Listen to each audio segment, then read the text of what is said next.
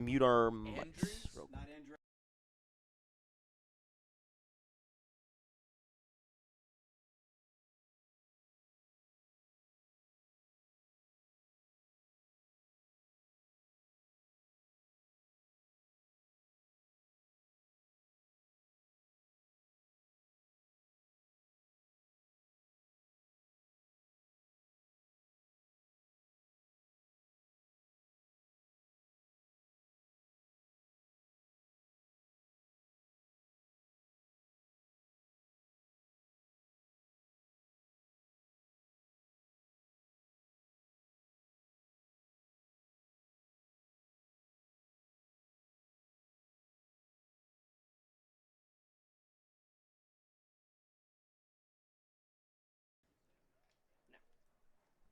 On a beautiful Tuesday evening from Moody Park in Ewing, it's a battle of two 0-2 teams in the Liberty Division, both looking for their first win. It's the Trenton Generals versus the Trenton Capitals, right here on Jersey Baseball Nation. Hi everyone, thanks so much for joining us live right here from Moody Park in Ewing, New Jersey. I'm Charlie Jones alongside Max Raymond, ready for an 0-2 clash between two teams trying to get on the scoreboard with a win for the first time in this young 2026 season. On the other side for the Generals, allowing 22 runs to the Mercer Mammoths in their first doubleheader of the year. Not an ideal start, looking to bounce back after that. And for the Capitals, two close games against the New Brunswick Matrix in their first series as a part of the ECCBL could not come away with a win in either. Max, anything you have to tell us about that series for the Capitals, and specifically any introductions back into the lineup after injury? Well, the big one is Gill. He was kind of banged up, and he left that game. We were given word that it was just simply a dislocation. We in the box, we talked about it after the game, fearing the worst of a potential break.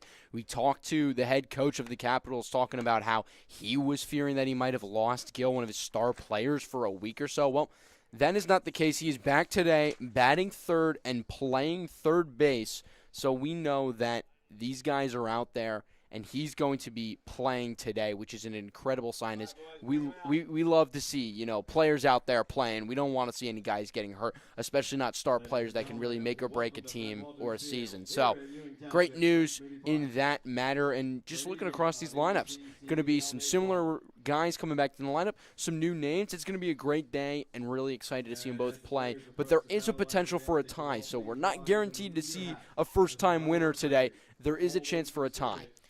Well, those starting lineups, when we come back. Little break for the national anthem, and then we'll be right back for first pitch on Jersey Baseball Nation.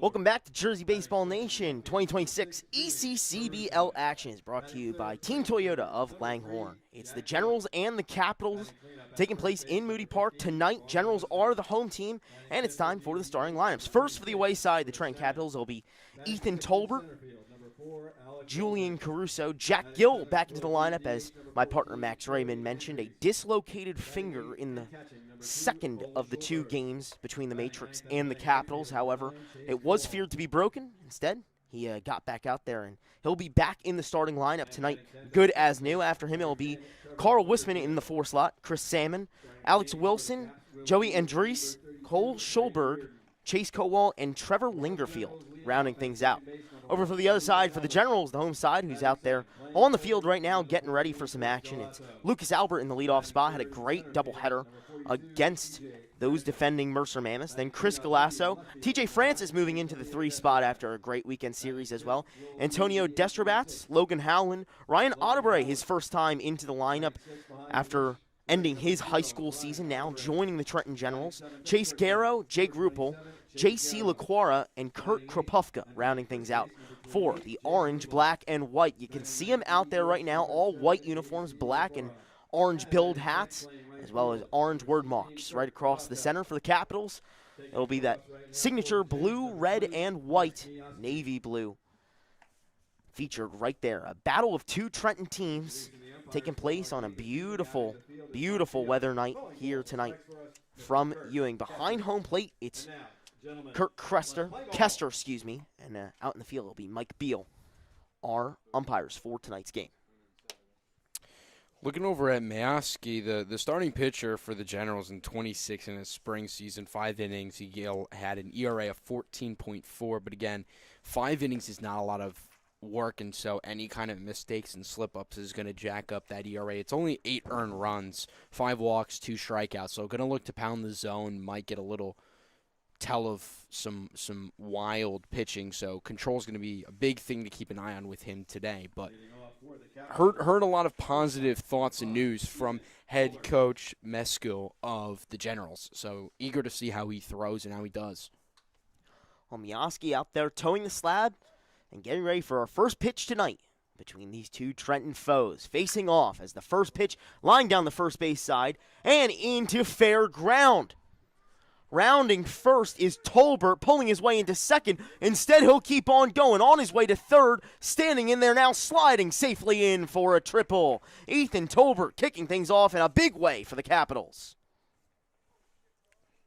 Tolbert had just 1 for 6, a run scored, and his 1 and lone hit of the opening weekend, also a triple. So he's got 2 hits on the season, and they're both triples. Great start for Ethan Tolbert, kicking things off for a Capitals lineup that was a little bit muted when it came to the hitting side. Trying to start things off early. Miyoski comes set and fires in there for a strike for the first pitch to Julian Caruso. Caruso's first time into the lineup.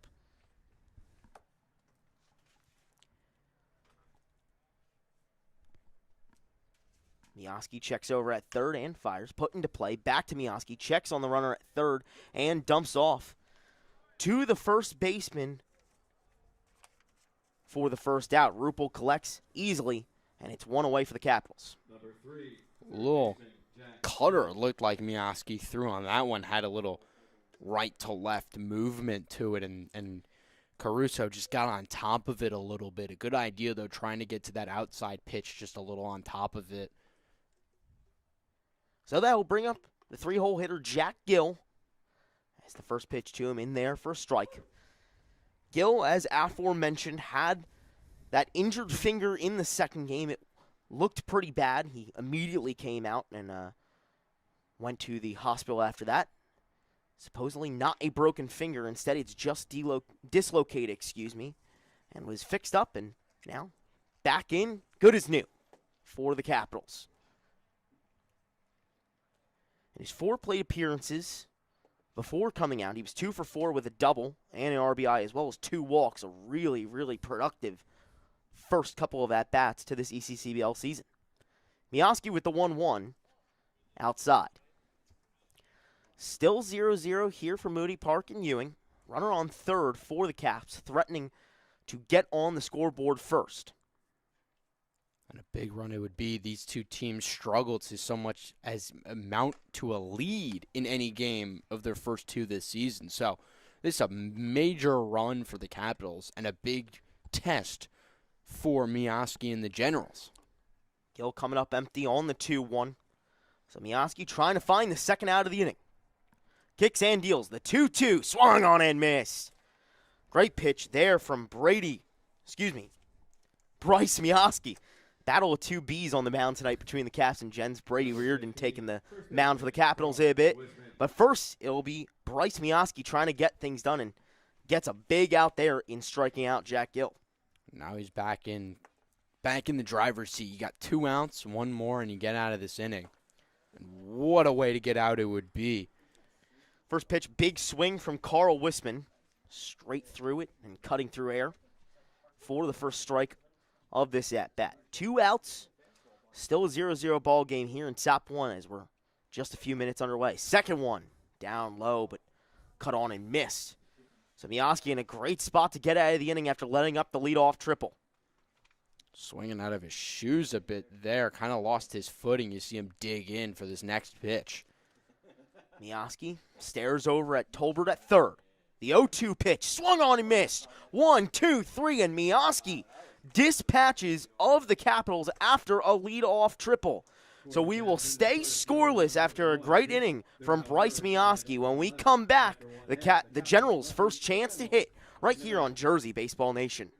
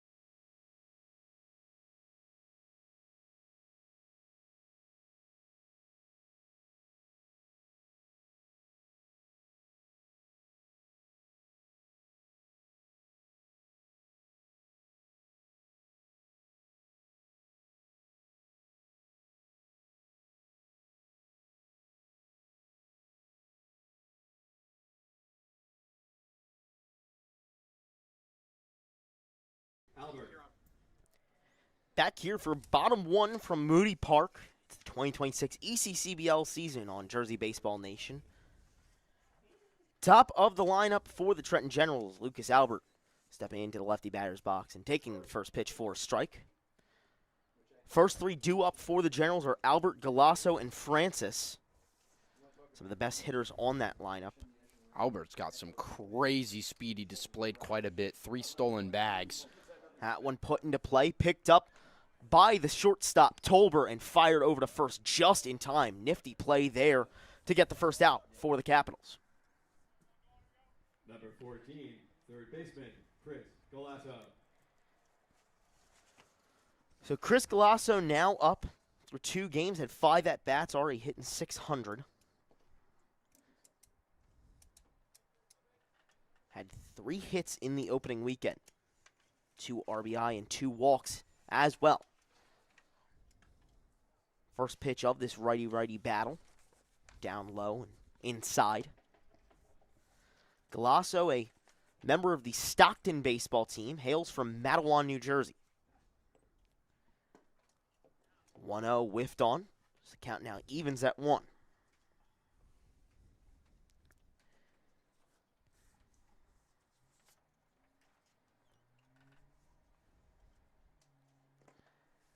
That one down in the dirt. 4-2. Bryce Reardon, the starter today for the Capitals. A little bit more on him. Goes to TCNJ and only threw 8 2/3 innings in that spring season as the 2-1 down low. stands 6'3", and had a 5 strikeout to 11 walk ratio, so definitely a focus to improve on here in the ECCBL season. And off rip, struggling a little with command, but it's still early and he's still setting in and adjusting to this mound. That one, a very nice breaking ball, falls into the strike zone. It's an intriguing mound, it doesn't look that high, and it's always something you have to adjust to because it's also never the same as the bullpen mound, especially The at Park. 3-2 pitch outside. So Chris Galasso aboard for the Generals, and they get their first base runner of the game. And that'll bring up TJ Francis, one of the best hitters of the opening weekend of the ECCBL. 42. Had a very strong showing. Francis. One of the better fielders, too. He put on a nice display of defensive plays. Sure, did he have his kind of stumbles and minor miscues out there? Yes, but everyone's going to have those. But when you can show up and step up and make big-time plays, it's always great to see a guy kind of being able to settle in, but also having like that gutsy kind of initiative to go out there and make a diving play and have the guts to kind of lay out and put the body on the line. And he showed off his ability to do that. First pitch in there for a strike. Second pitch skied way high into the air. First baseman Wisman ranging over into foul ground and making the catch. So 2 gone here in bottom 1. Still 0-0 and a runner on first for the Generals. And they'll bring up Antonio Destrabats.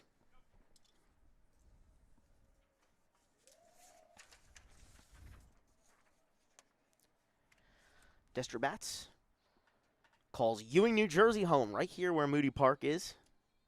As the first pitch popped up and out of play. Ray Mesko was very high on him after the opening weekend, saying that he had a lot of hard hit balls put into play and looking for a lot more of that tonight.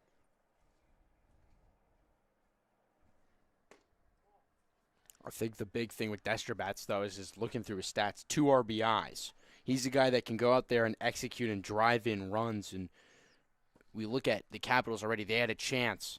Leadoff man on third, but they couldn't get that guy to get that hit. For the Generals, they know Destrabats is absolutely a man that's going to be able to drive in that run. It's so crucial. You need guys to get on base, but you also need guys to have that clutch factor to drive them in. Destrabats, 2 RBIs already, and showing that he could be a guy like that for the Generals. 1-1 from Reardon, popped out of play.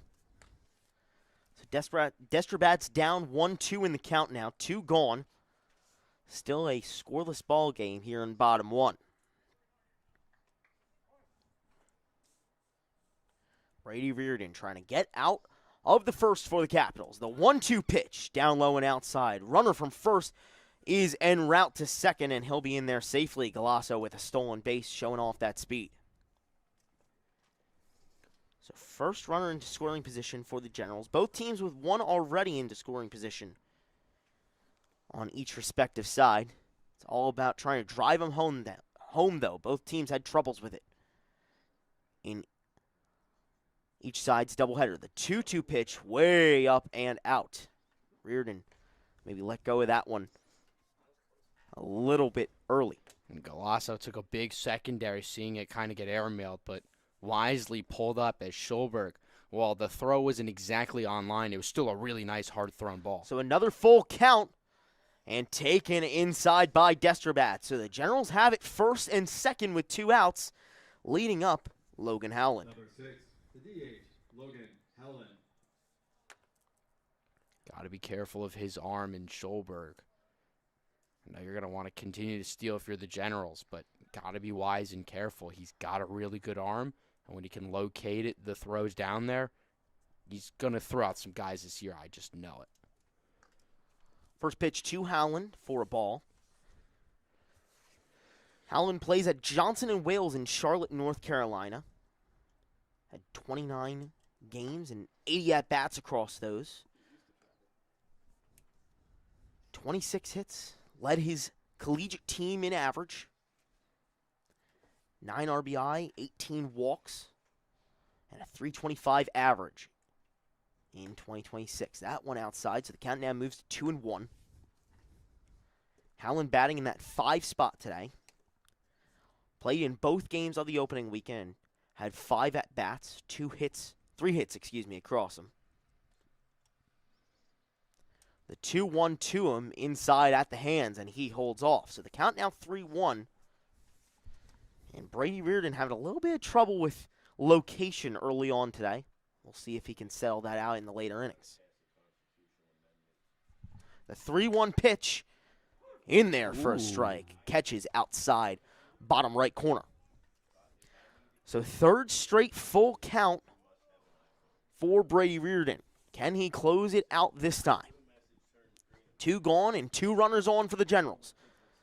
Picks up the leg and was thinking about maybe throwing over. I like that move out of him. Keep the runners close. You've got to make sure that they know that you're kind of keeping an eye on them. Otherwise, they're going to continue to take bigger and bigger leads as this game progresses. Full count pitch. Fouled down the third base line, almost taken out head coach Brady Meskill. He hops out of the way of it at the last second.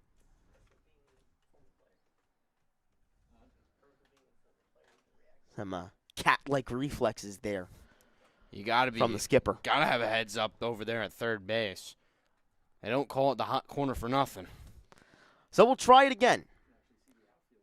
Galasso on second, Destro bats on first. The full count pitch. Taps Howland on the back. 4-4 and a hit by pitch. It would have been ball 4 regardless. So now the Generals have it loaded with 2 outs. And Ryan Audebray to the plate for the first time in this young ECCBL season. And another guy, Coach Meskill, kind of talked pretty highly about as a guy that he's excited to see get in this lineup and test some new guys, looking for a little bit more offensive production. The offense was kind of there, but wasn't fully enough to be able to hang with the Mammoths. So looking to see some guys step up and make some more plays, and he's a guy that Coach Meskill is excited to see get in the box. First pitch to Audebray, manning the plate on defense. He's a ball. So the bases are juiced for the Generals in a 0-0 ball game here in bottom 1 with 2 outs. That one cut on and missed. Audebray, a commit to Siena University, D1 coming out of the Metro Conference. In his senior year at Hopewell Valley, which just ended yesterday, had 80 at-bats and batted .400 with 4 home runs and 41 RBI. Holds off on that one. Played at Hopewell Valley as the Bulldogs were in the playoffs yesterday in the NJSIA. The 2-1 pitch fouled back into the fence. So the count now level at 2. 6th batter to come to the plate for the Generals in the inning. No hits, but 2 runners put on by walks, and a third by a hit by pitch. Reardon with a chance to get out of it. The 2-2 pitch popped up into play out towards left center field, ranging back towards the wall. Center ends up calling it off. Wilson will collect for the 3rd out. So a little bit of danger for the Capitals, but they get out of it unscathed. It's 0-0 as we head to top 2 in ECCBL regular season action.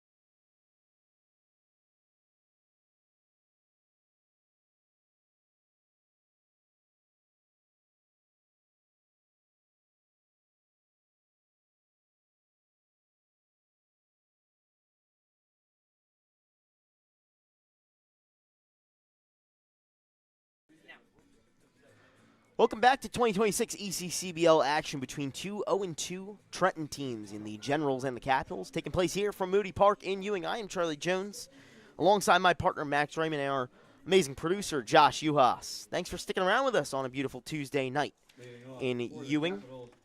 Great weather for some baseball. 75 with a little bit of cloud cover and a tiny bit of wind, not really blowing out in either direction. Some gusts to both sides. It'll be 5, 6, and 7 up for the Capitals here in top 2 as the first pitch from Bryce Mioski upstairs. Chris Salmon, the first person to the plate for the Capitals. And intriguing about him, he's 1 for 4, his 3 outs, all strikeouts. I find that really intriguing. It's either he gets a hit, or he strikes out, or he walks. 1 of 3 possibilities so far this season. He hasn't done anything else. Maybe looking for a different result here now, up 3-0 in the count. Maybe trying to find his first walk of the season. No, he's got walks. Oh, he's got walks. He's got walks. He's happy to get on base anyway, Ken. The 3-0 pitch from Mioski in there for a strike. He's got 2 walks, so he's either walked, gotten a hit, or struck out. But no other possibility of any sort of form of means of 3-1 outside. So that will put Salmon aboard, and the leadoff man is on for head coach Pete Moeller-Scott. And he mentioned, look, what we need to do to get the bats going is just trying to be more coordinated at the plate. Focus on which pitches we're swinging on and which pitches we're holding off on. And they've done a better job of it so far. Had a leadoff triple to start the first, and now a leadoff walk here in top 2 as the first pitch to Alex Wilson in there for a strike. And 2 strikeouts swinging, which shows that they're aggressive in swinging the bat. You know, you didn't get it in play, but at least you got it off your shoulder and you didn't go down looking. So that shows that early in the game, you're trying to size up the pitcher and get the barrel out there. You can't get a hit if you don't swing. Darn right. Darn right, Max Raymond.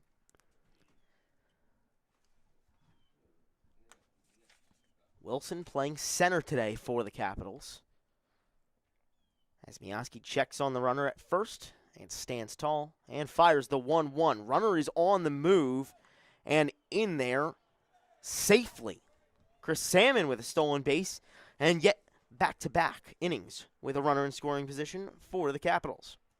Second on the season in stolen bags. Anyone can steal. The incredible talent and speed that is within this league is just mind-blowing with the amount of just guys that can steal a bag or have stolen a bag.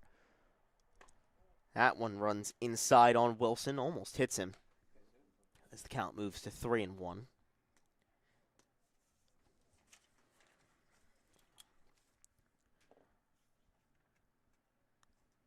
Mioski trying to avoid back-to-back walks. Checking on Salmon at second and firing the 3-1 upstairs. And that is indeed the result. So Wilson is aboard on first with a walk and 2 walks to start off the inning for the Generals. Speaking of those Trenton Generals, here's the defensive alignment. It's Destrobats, Francis, and Kropofka left to right in the outfield. Then on the infield, Galasso at third, Garrow at short, Albert at second, Rupel at first, and Bryce Mioski throwing to the debutant here in 2026, Ryan Otterbury.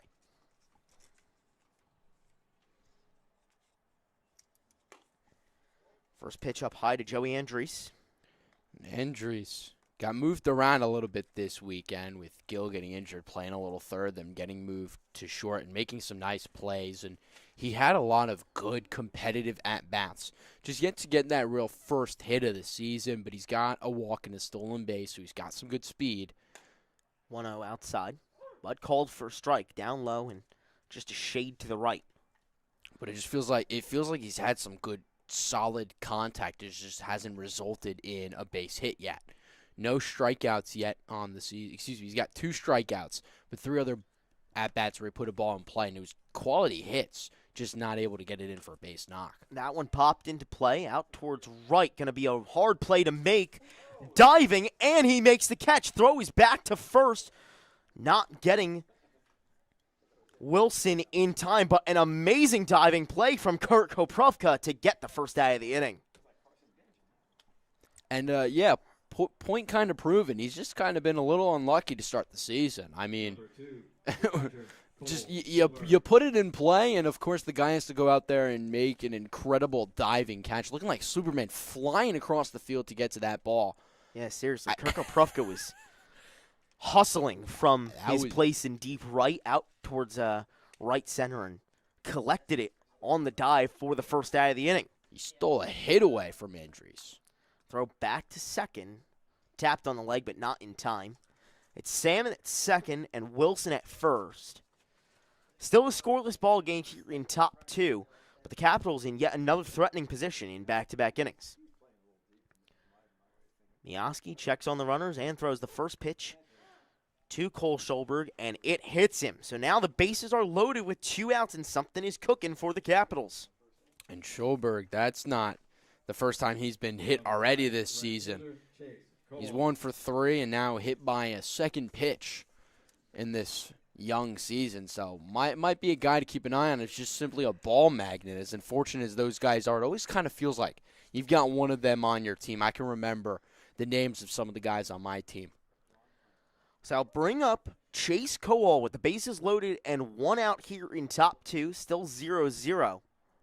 As the first pitch from Mioski swung on and missed. Head coach Pete Moeller said, hey, I really want these guys to be aggressive on the first pitch, and he's seen it a lot in almost every at-bat, swinging on that first pitch unless it's far outside or inside.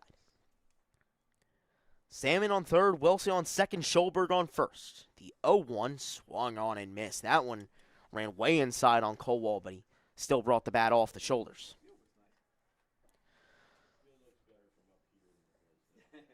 So the count now 0-2 to Chase Kowal. Bryce Mioski trying to get the second out of the inning and try his best to come away with this unscathed. The 0-2 fouled off back into the fence. So we'll rewind and redo it again.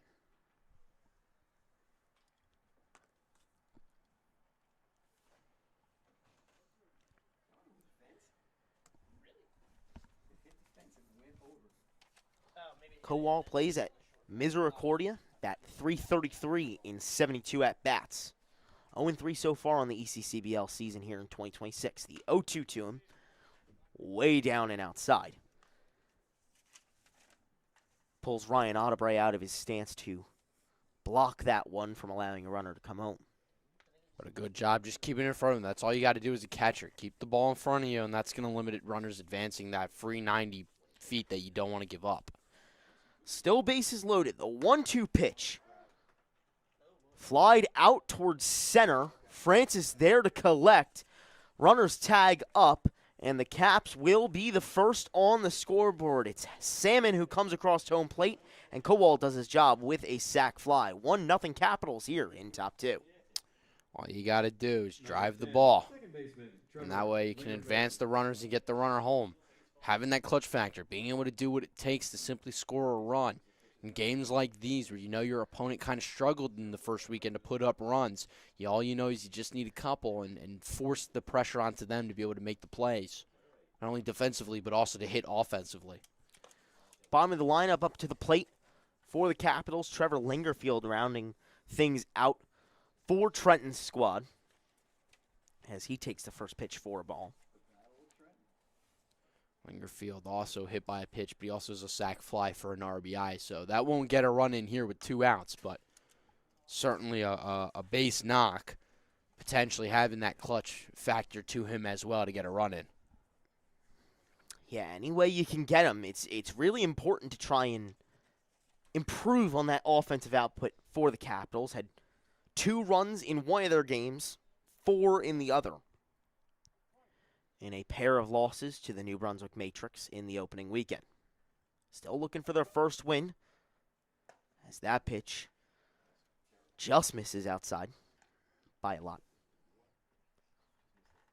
So count now 2-1 to Lingerfield.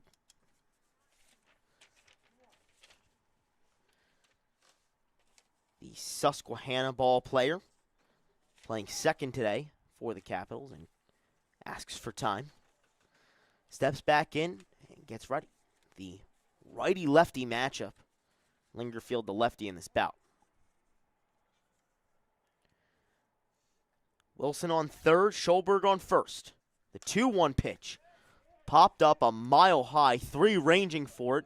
It's going to be the second baseman, and he cannot haul it in. It pops out of the glove, and it'll be a reach on an error and a second run for the Capitals. So Lingerfield on first, Schulberg on second, and it's 2-0, blue and red.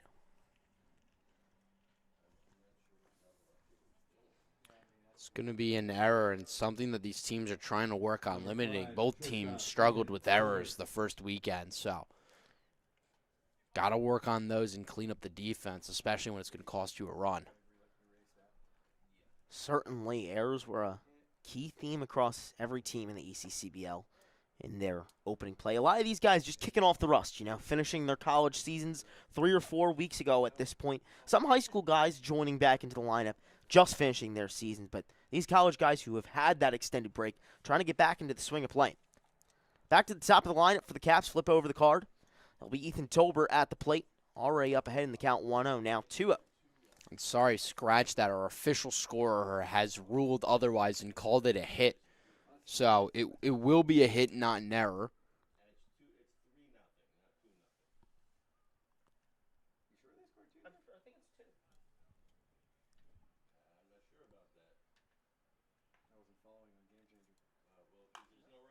That one popped up and out of play. Yeah, but didn't they, one of the guy from third came in? Well, because they had a sack fly that brought the runner from third, and then it was first and third. Don't listen to me. Yeah, you're right. Okay, correct. I guess that's what happens when I only pay. 2-0 Capitals. Runners on first and second with a chance to tack on more here with 2 outs. They've gotten both of them already in. That one popped out towards center. Francis waits for it and collects. However, the damage is done. The Capitals get 2 across on 1 hit to lead it 2-0 as we head to bottom 2. Generals with a chance to strike back when we come back on Jersey Baseball Nation.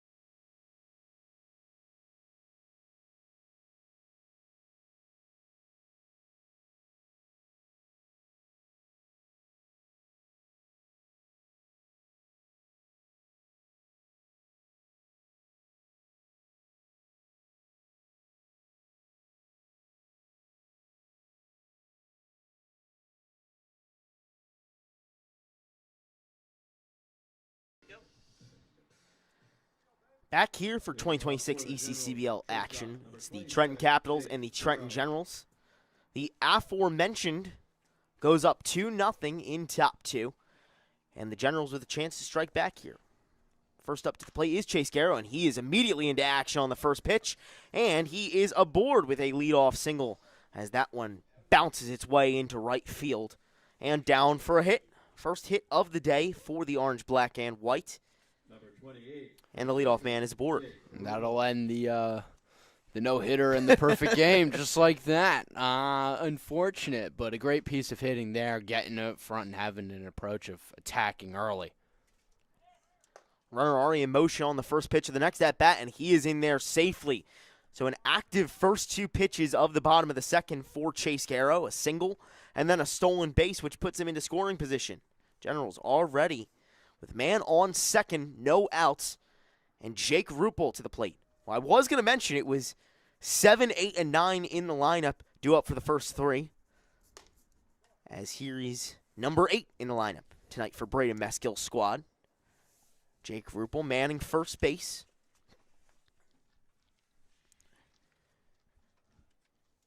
Already up 2-0 in the count on Reardon as that one up high yet again.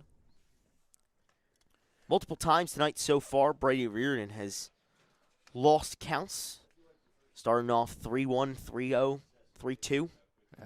Pitch count getting up there. He had 38 pitches last inning, so it's going to be something to keep an eye on as well throughout this game is his command of the zone and how is that going to play into a factor with the bullpen potentially having to come in and work a lot earlier. It's early in the season. You don't want to burn your guys and throw them for a lot of pitches early on, so we'll see what the Capitals head coaching staff choose to do and play this game out and how it plays moving forward. And a 4-pitch walk there certainly doesn't help. They'll have to maybe start thinking about what's the next step for them when it comes to pitching, as the first pitch of this at-bat to J.C. LaQuara swung on and missed. Well, I know they're gonna let him ride. They're gonna let him figure it out. It's early in the season, and you want to let your guys kind of get into the groove. And so he's shown signs, Reardon, of being able to pound the zone. It's just a matter of consistently being able to lock in and do it. That one down low, so the count now 1-1. 2 runners on for the Generals. It's first and second. Garrow on second, excuse me. Ruppel on first, no outs. 2-0 Capitals. That pitch to LaQuara. Up high. And it will prompt the catcher tonight for the Capitals, Cole Schulberg, to go out there and maybe talk things over with Brady Reardon, try and get him back on track. The Generals left the bases loaded in the first inning after 2 walks and a hit by pitch made them juiced. This time in a much more favorable position with runners on first and second and no outs. Trying to drive runs home and possibly equalize or take the lead. Capitals struck with 2 here in top 2, excuse me. Generals with a chance to fight back here in bottom 2. That pitch popped way up into the sky. First baseman Wisman ends up collecting for the first out. That one hung up there near the airplane flying right by us. 3 guys were in there, but Wisman ends up calling him off and gets the first out of the inning. 16, right fielder, Kurt Krapowka. So that will bring up the man to close out the lineup, Kurt Krapowka, who had that amazing diving catch in right field earlier, just a few moments before the Generals came up to bat. That one with a healthy swing straight through for the first strike. Krapowka, 2 for 5 to start this season with 3 strikeouts. So it's either a hit or a strikeout for him, and he is an aggressive swinger, as we're already seeing him swing at the first 2 pitches. Yeah, both of them. That second one fouled off, but now down 0-2 early on. He is a D1 guy on this Generals lineup. Committed to Lafayette. Coming by way of Red Bank, New Jersey.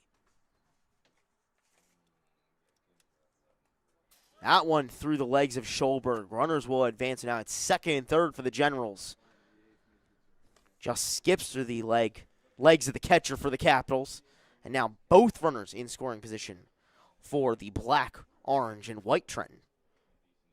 Schulberg was anticipating that ball was going to skip and hit home plate, but it kind of just rolled a little bit, so he popped up, put out his chest, expecting it to come high, but didn't get his glove into the dirt to block the 5-hole.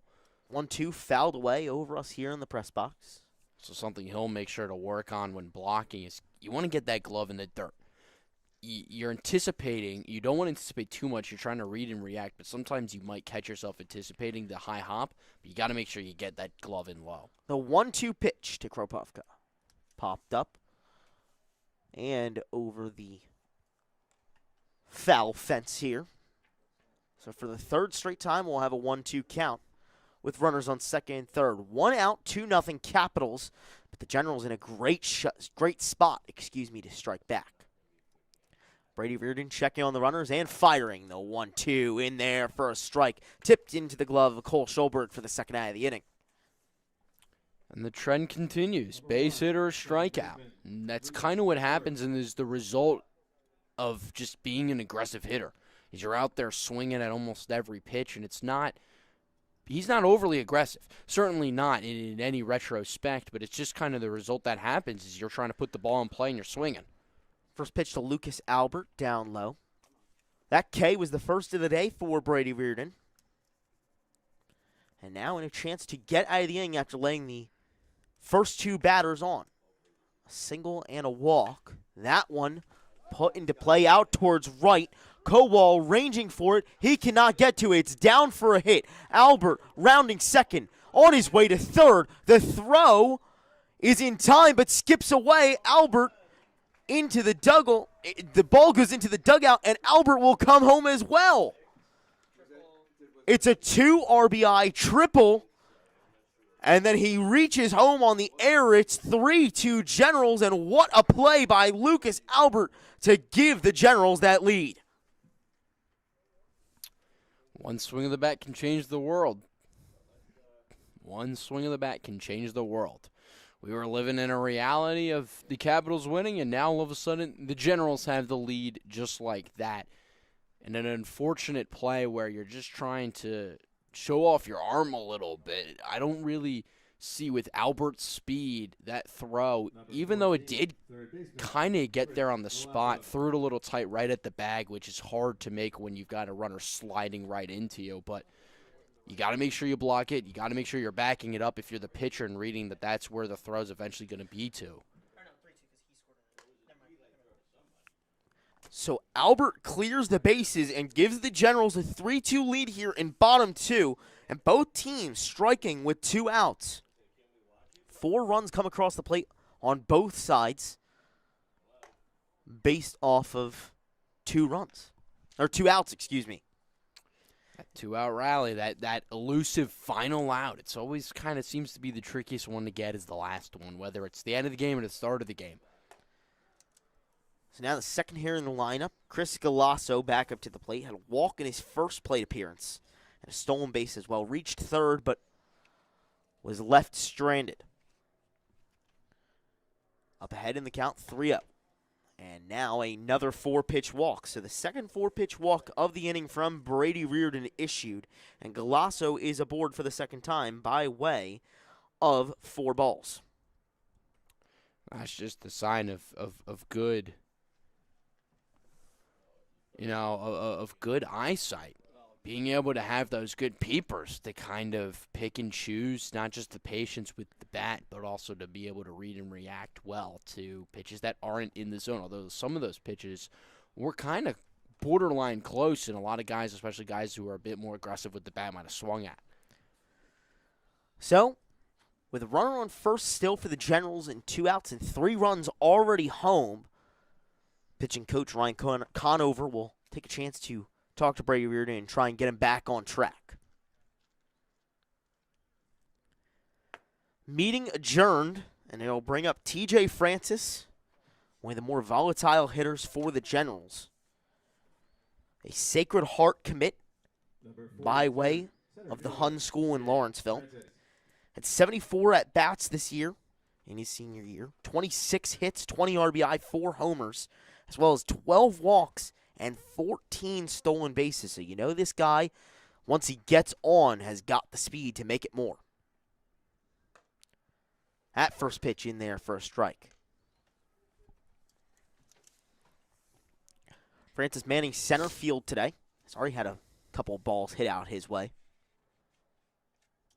Run on first in motion. Galasso on his way. The throw is close and in there in time. Galasso thrown out at second, and that will end the inning, but not before the Generals get 3 runs on 2 hits.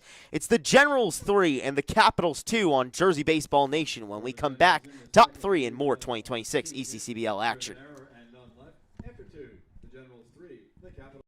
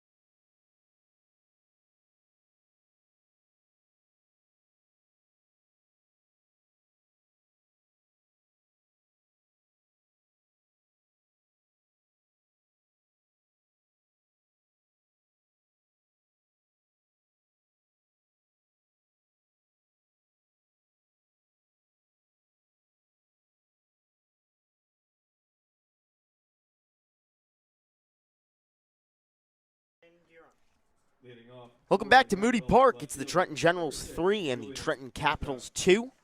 Battle of 0-2 Trenton teams. As we head to top 3, it'll be 2, 3, and 4 for the Capitals. As the first pitch from a new pitcher for the Generals, Jason Hanfield, outside. Goes to PSU Abington and is from Marlton, New Jersey.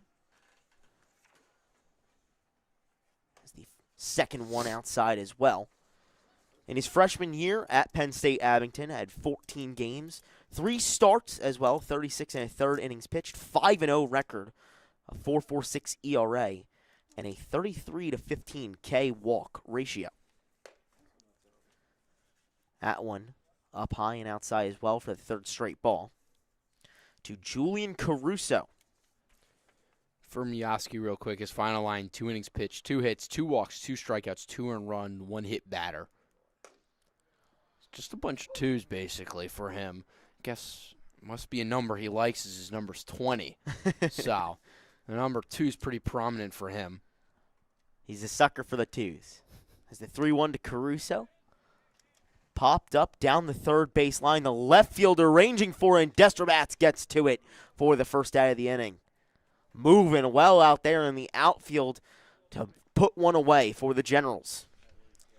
There's just great athleticism and great speed all over this field for both teams and all over this league. And that's what makes covering the ECCBL so much fun, as you hear all the coaches before the season and at the start of the season talking about how they love the speed that the guys have. It seemed like every coach we talked to was like, yeah, we've got great speed and we're going to take advantage of it. And it's like, we're now seeing it that we just thought it was a broken record where our ears wrong. No, it's just every team's got a lot of guys that can really move, and not only defensively but offensively too. So it's going to be something incredibly fun to watch as the season progresses.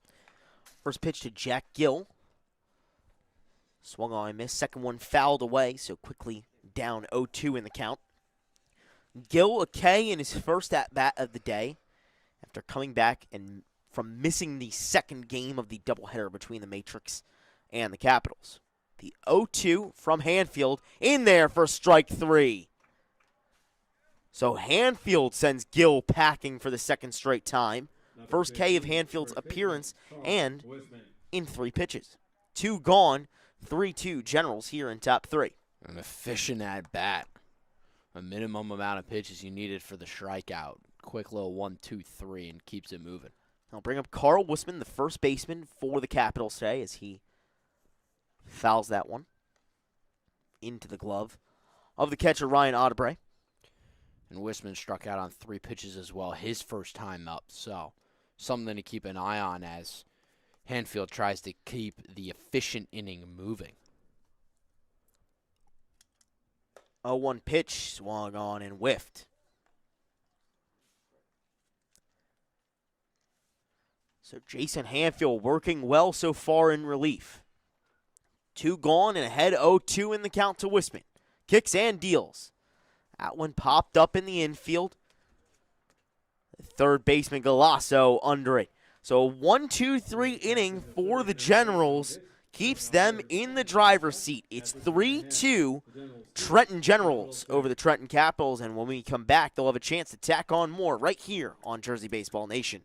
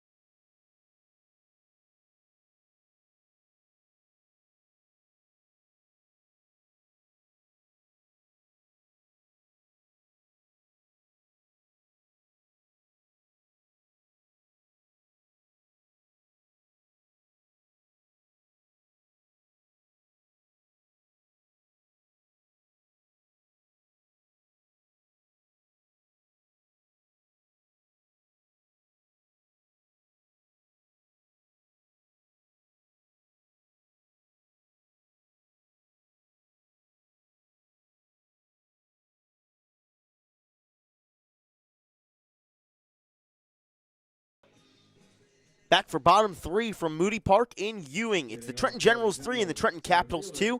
And a new pitcher on both sides here in the third inning. On the home half, it'll be a new pitcher for the Capitals. Dylan Gainey coming in. Last time was in the field in that second game of the Matrix Capitals series. This time taking his first appearance on the mound of the 2026 ECCBL season. Has the first pitch to TJ Francis in there for a strike. 3, 4, and 5 to the plate for the Generals. And Francis kicking things off.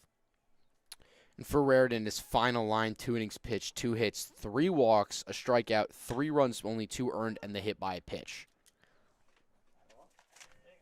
Fired over to first by Tolbert for an easy first out. That one was skipping up and down, but Ethan Tolbert able to get to it and fire over with some expedition for the first out of the inning.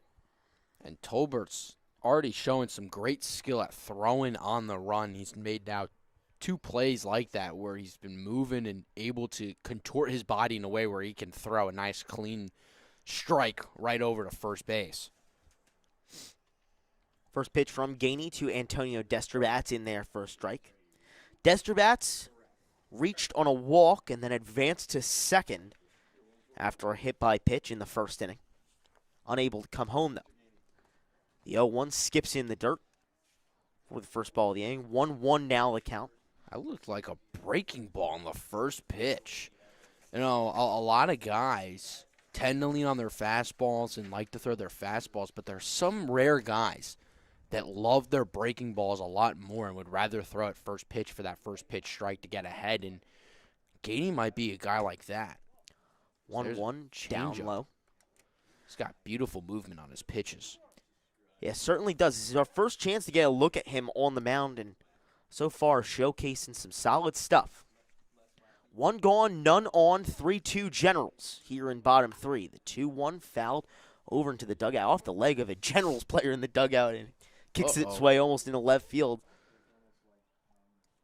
And what a good head coach for the Generals running after it from his third base coaching spot, Braden Meskill, with a whole lot of action over there. They had to get out of the way of a ball, and now the other one racing after it. That's why these coaches, these line coaches need helmets. You got to be ready. Never know what's going to come flying at you. 2-2 outside. And we mentioned the reflexes of Meskill earlier on the broadcast. Meskill, a former player himself in the ECCBL, so no stranger to action. Played with the Trenton Capitals, actually, as the full count pitch up over the head of Desterbat, so he's aboard again with a walk. Deja vu from the first inning. And it's the first base runner here in bottom 3 for the Generals. Yeah, Meskill making his rookie debut as a manager, and we asked him a little bit about it preseason. He said, look, I'm amped. I can relate to the players in a way, knowing that I've been in this league. I know coming into a season that there are certain things that you want to get out of it, and I'm going to do everything in my power to help these guys to get to the place that they want to by season's end. So that former experience as a player in the league, now as a first-year manager, definitely a bright spot for these guys wanting to come and play for the Trenton Generals this summer. And it's definitely going to make a difference. There's a reason why we see a lot of former players become coaches across all leagues of athletics. Even at the lower levels, they're all former players, whether they had made it to a higher level of play or not. They're all former players, and so there's a reason why. It's because of that connection ability. 0-2 to Logan Howland, down low and in the dirt, kicking up some. Antonio Desterbat's on first. 1 gone, 3-2 Generals leading here in bottom 3. Howland at the plate.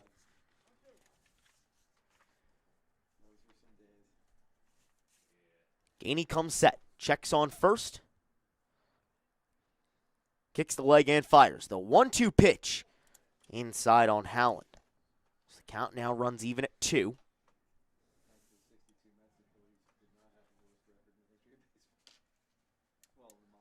Howland from North Carolina coming to New Jersey for the Summer League. The 2-2 pitch in there for strike 3. Swung on and missed by Logan Howland, and Gainey blows the fastball by him for the second out of the inning. First K of the appearance and of the season for Dylan Gainey.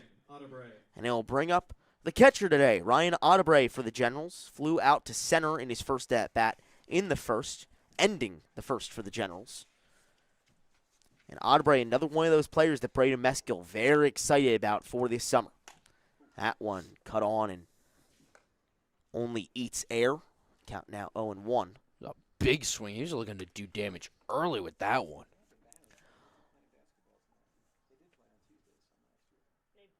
Desterbat still on first and in motion for the Generals. On his way to second. Throw is just a bit off target. Skips off the glove of the second baseman. The shortstop, Lingerfield, and into center. Desterbat will not advance any further. However, he is in there with a stolen base into second. So 3 straight innings with a runner in scoring position for the Trenton Generals. Definitely a bright side for Braden Meskill after some lackluster offensive performances in the opening weekend. The big thing is that Gainey's got 2 strikes, so the focus with 2 strikes and 2 outs is on the batter completely. That one cut away foul by Audebray. We mentioned it earlier, but Audebray was someone who has come into this lineup and has a chance to do some really strong things for the Generals this season. Was not featured in that first weekend due to still being in action with his high school team, the Hopewell Valley Bulldogs. Down 0-2 in the count here. Destrabats dancing around on second. The 0-2 pitch to Otterbury. Popped up foul down the first base side. Kowal ranging to it, and he can make the play. So the Capitals get out of the inning only facing 4 batters and allowing no runs. 1 on via a walk, but no runs come home for the Generals. It's 3-2 in the Battle of Trenton here at Moody Park on Jersey Baseball Nation.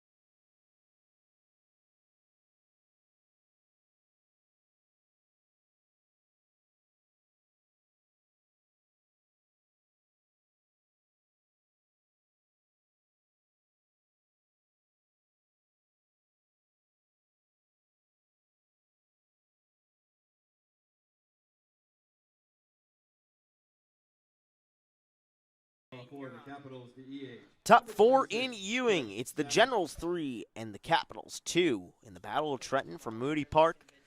2026 ECCBL action underway in the regular season. Both teams 0-2 looking for their first win of the season. It's the Generals currently in the commanding spot, up 3-2. A narrow 1-run lead. Anything can happen. First pitch from Jason Hanfield was a ball. Second one just upstairs yet again to Chris Salmon. Salmon was driven home in the second after a sacrifice fly. Got on with a walk and reached second on a stolen base. And now up ahead 3-0, maybe looking for a similar fate to his at-bat in the second. Hanfield comes set and fires the 3-0 in there for a strike. Much to the dismay of Chris Salmon as he was already charging down the first base line. I think the ump just kind of waited a half second, and that's what made him think that it was called a ball. Regardless, the 3-1 from Hanfield popped up out towards center, shallow center, and Francis will range and make the play. So 1 away for the Generals here in top 4, still leading 3-2. Center fielder, Alex. And we'll bring up the 5-hitter, Alex Wilson. 4, 5, and 6 to the plate for the Capitals. Similar to Salmon in his first at-bat of the day, had a walk in the second. Also scored off of a Trevor Lingerfield single, and that's how we get to our score here, 3-2. Generals also scored in the second, firing off with 3 after a 2 RBI, 3-run triple from Lucas Albert reach home on air, And that's how we've arrived here. Charlie Jones alongside Max Raymond and Josh Yuhas in the booth from Moody Park in Ewing.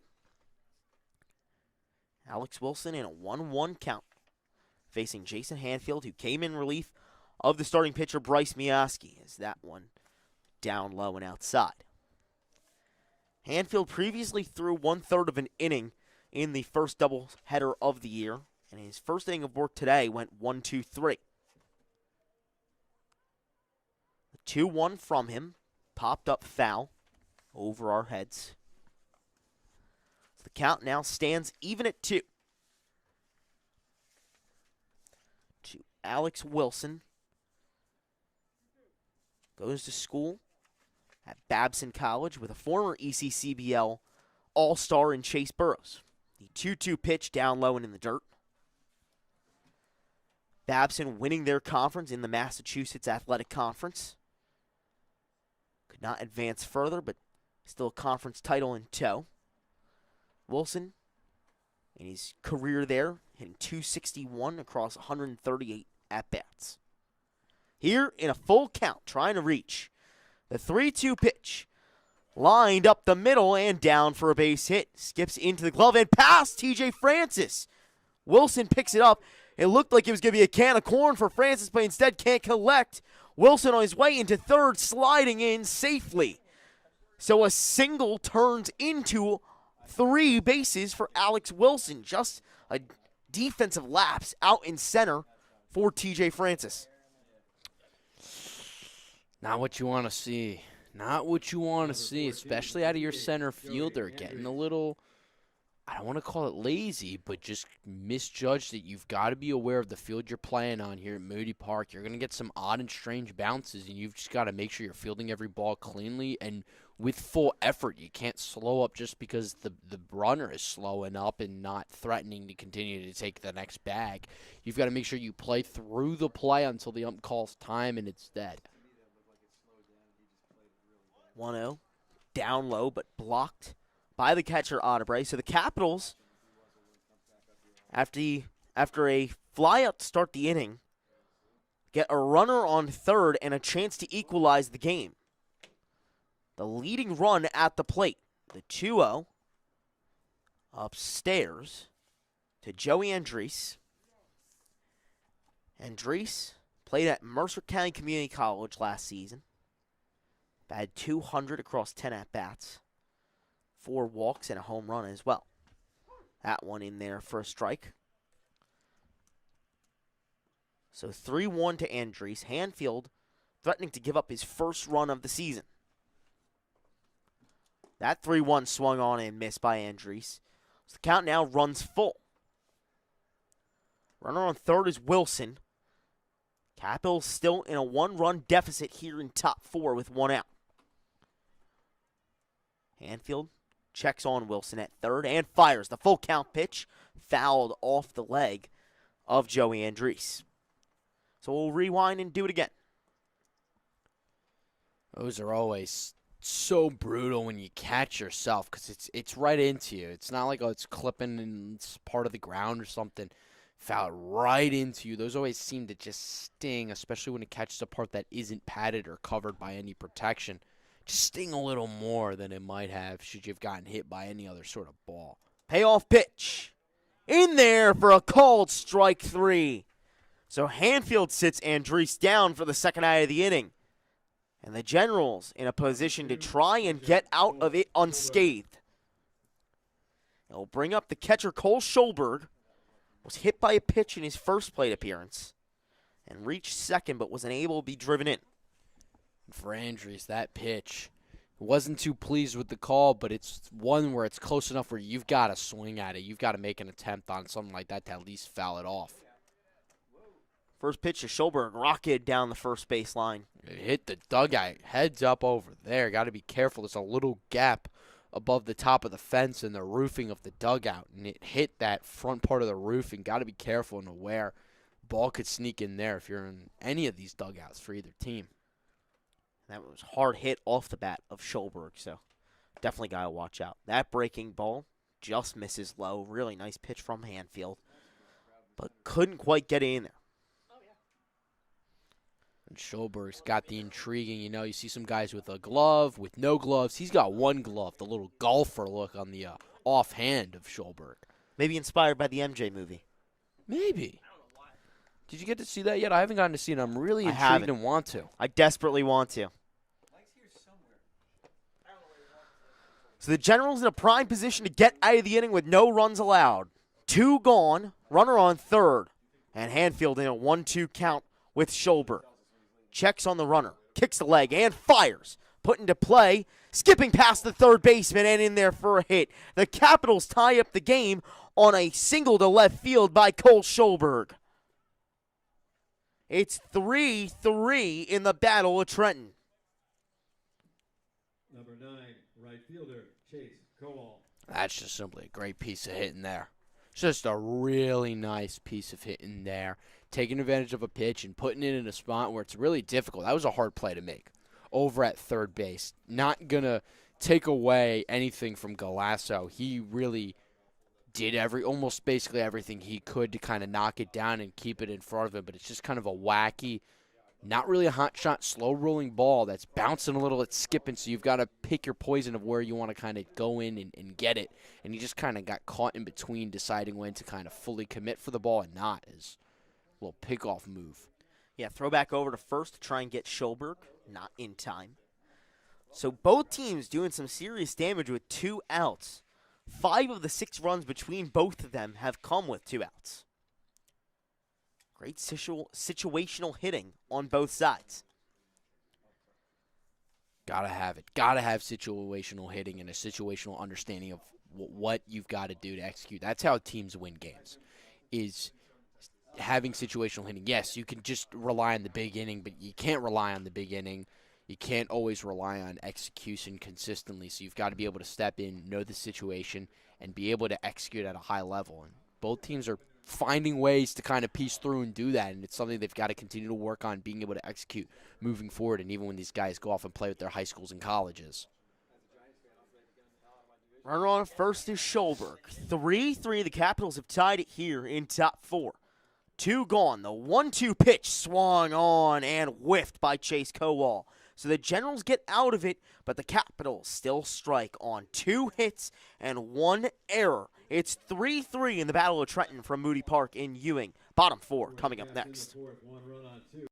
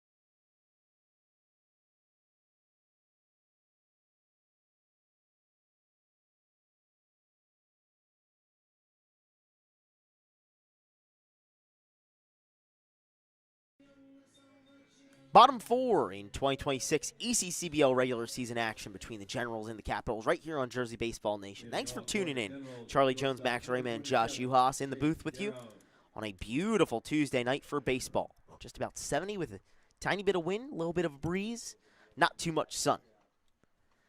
Capitals tied things up in the top of the 4th. Generals trying to vault themselves back ahead here in bottom 4. It's 3-3 between the Gens and the Caps. And it will bring up 7, 8, and 9 once again as it did in the second for the orange, black, and white. Second pitch of the at-bat from Gainey up near the head of Chase Garrow, who reached on a single in his first at-bat. Had a stolen base as well, and then was driven home by Lucas Albert in that 3-run second inning for Brady Meskill's squad. At 1, cut through. 1-2 now the count. Good old Charlie Horse, the curveball. filthy. You see it pop out, had that beautiful spin. It pops out of the hand and then breaks and falls away. And now Gainey gets through him. K to start things off for Dylan Gainey. Had a K in his first inning of work in the third, his second of the appearance, right there dispatching of Chase Garrow and one away for the Caps. A little slide step. He sped up his mechanics a bit there. And that's the timing thing, throwing off the hitter. It's perfectly legal, and a little tool that pitchers can use is changing their pace. Now, you typically don't want to alter your own speed as it could throw off your mechanics, but if and when you can use and take advantage of it, it is really a really good, useful tool that pitchers can have. First pitch to Jake Ruppel, appealed at first base, but his check swing not gone across the plate. So 1 ball turns to 2. Now 2-0 count to Jake Ruppel.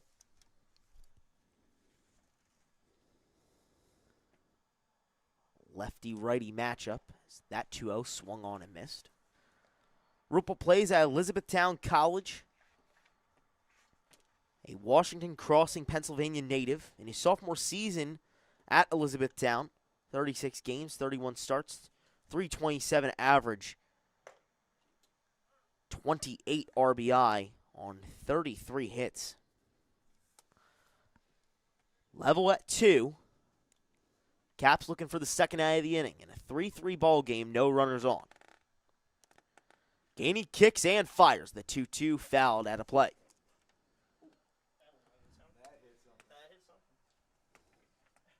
So we'll try it again. Dylan Gainey coming in relief in the third and has not allowed a run. Likes what he sees from Cole Schulberg. Kicks and fires. The 2-2 in there for strike 3 called. Back-to-back Ks for Dylan Gainey as that one finds the outside corner for the second out of bottom 4. Gainey just looks in complete control right now on the mound. His mechanics look smooth and fluid. He looks confident with control of all of his pitches, and they are moving. He is deceptive, and he is just at full form as that one almost broke back into the zone. He really likes his curveball. He's throwing it in any count. That is a weapon that he can use, and that's what makes a pitcher good, is when they can throw any pitch at any moment. 1-0 turns to 1-1 as a healthy swing from J.C. LaQuara comes up empty. Yeah, you mentioned the movement from Dylan Gainey, and it's been working so well for him, fooling both lefties and righties at the plate. 1-1 pitch, down low and outside. J.C. LaQuara up at the plate for the Generals, the 9-hitter in Braden Meskill's lineup today.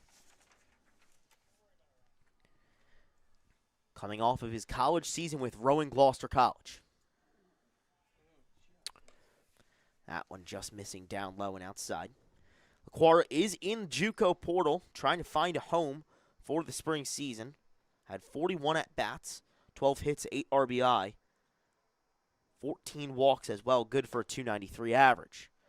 That one in there for a strike. LaQuara was about to toss the bat and take off the equipment headed to first, but instead he'll have to step back in. And those are the small things where as a hitter, you're going to want to wait that half second. Let the ump make the call. Don't try to make the call for the ump because typically it's going to go against you if you kind of do that. Full count pitch from Gainey, down low. So this time LaQuara can take off the equipment and make his way to first. First base runner of the inning for the Generals after 2 Ks in a row. And he'll bring up the 10-hitter, Kurt Kropofka. Kropofka out in right today. Struck out swinging on his first at-bat in the second. And the speedy LaQuara scampers his way back to first after the throw from Gainey. Gainey has faced 7 and only allowed 2 base runners thus far.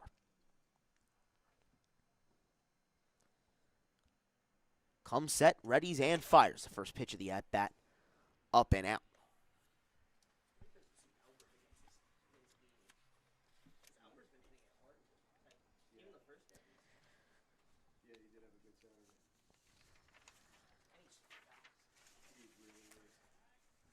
Another pickoff attempt at first. Trying to hold LaQuara to that first base bag. Kropivka at the plate. Had 5 at-bats in the opening weekend. 1 hit and 3 strikeouts. That one outside, so now ahead in the count 2-0.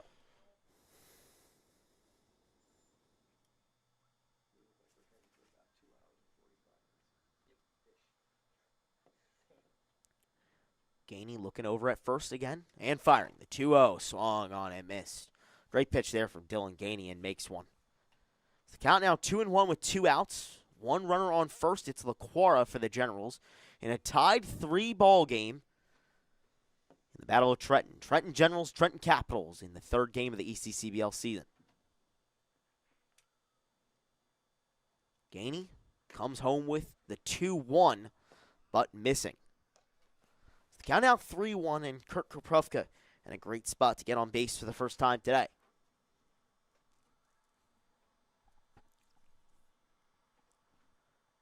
The 3-1 pitch just misses outside, so Kropivka will take his place on first. LaQuara will head to second, and it's back-to-back walks for Dylan Gainey. Number 1, second baseman, Lucas Albert. So back to the top of the lineup for the Gens, it's Lucas Albert, and he's the one who did the damage for Braden Meskill's team in the second. Had that triple that drove home 2 and then reached home himself on a throwing error as it skipped its way into the dugout. Gainey checks the runners and fires the first pitch to Albert just upstairs. Good take from Lucas Albert to hold off, as that one was pretty close. That's that curveball. He's trying to get into the top of the zone, but he's starting to throw it a lot on a first pitch in the count, so he's got to be careful not to continue to do that because hitters are going to pick up on it, and they're going to gear up to hit it because it's kind of a cookie upstairs. And you definitely don't want to leave one hanging to Albert, who's had some really hard hit balls in his first 3 games. Had that one that skipped past TJ Francis out in center. That one down low and outside.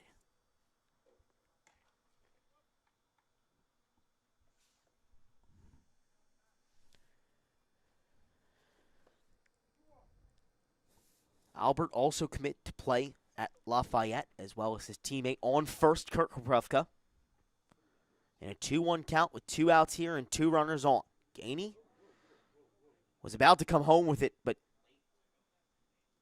pulled himself off the mound. Believe Schulberg called timeout there. A lot of confusion with Kropivka dancing off first and then running all the way back. He was halfway down the line.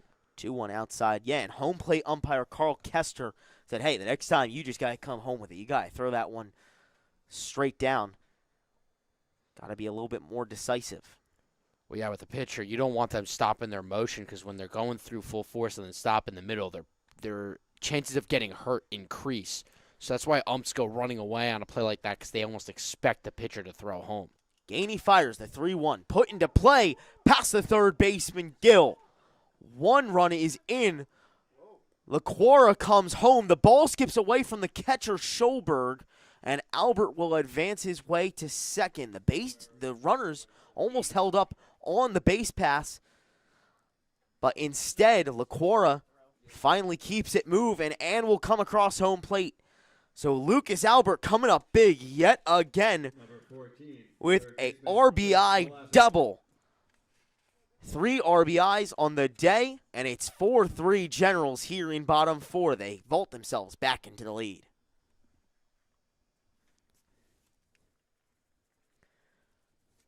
So Kropivka advances to third, and it's Albert on second with Chris Colasso now at the plate as the first pitch in there for a strike. Gainey needed that one desperately.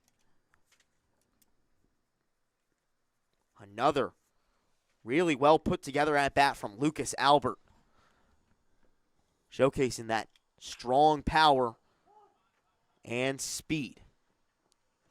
Grounded right back to the pitcher, Gainey, and flipped over to first to Wisman. However, the Generals get 1 more on 1 hit and 2 walks. It's 4-3 Trenton Generals over the Trenton Capitals as we head to top 5 when we come back on Jersey Baseball Nation.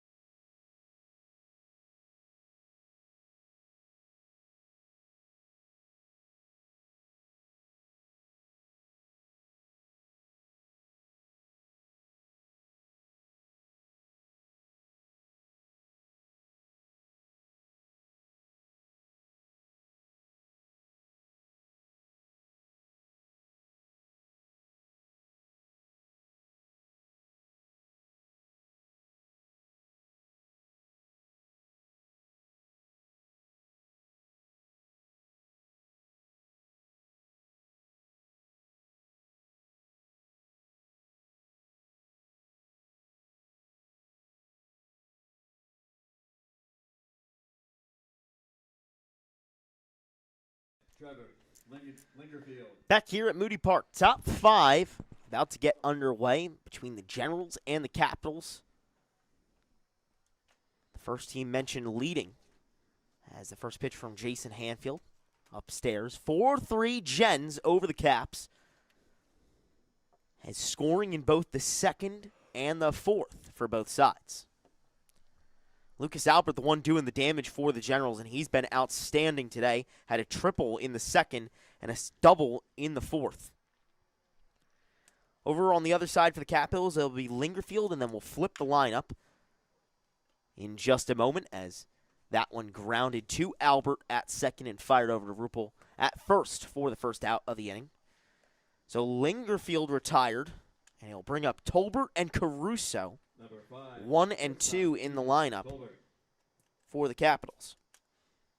Tolbert led off the game. First pitch of the day, a triple. So looking to get the barrel on the ball and try to put on some pressure onto this Generals defense, but also get his team going. He's got to if the Capitals want to kind of, mount a comeback and have another response to the Generals' response. Yeah, it's been back and forth on both sides. For the Generals, 4 runs on 3 hits and 1 error. Capitals, 3 runs on 4 hits and 1 error of their own. As that ball hit out towards right, and the second baseman, Albert, calling everyone off and under it for the second out of the inning. That one was a little bit of a mad scramble out and right, but Albert is the one who gets to it and makes the play. So 2 gone on just a couple of pitches, and he'll bring up Julian Caruso. That part of the field always feels like almost like dead man's land, kind of just like right behind the first baseman because it's an awkward spot for him to get to. It's far for the second baseman and the right fielder, and it's just kind of like no man's land out there. First pitch to Caruso in there for a strike.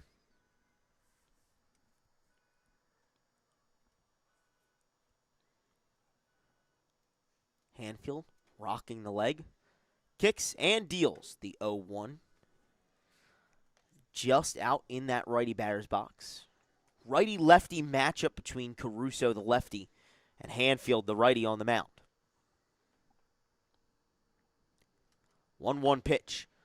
Popped out towards right. Kropovka ranging, and he'll make the play. So the Capitals go down 1-2-3 in top 5 after a nice inning on the mound from Jason Hanfield. It's Generals 4, Capitals 3 when we come back for bottom 5 on Jersey Baseball Nation.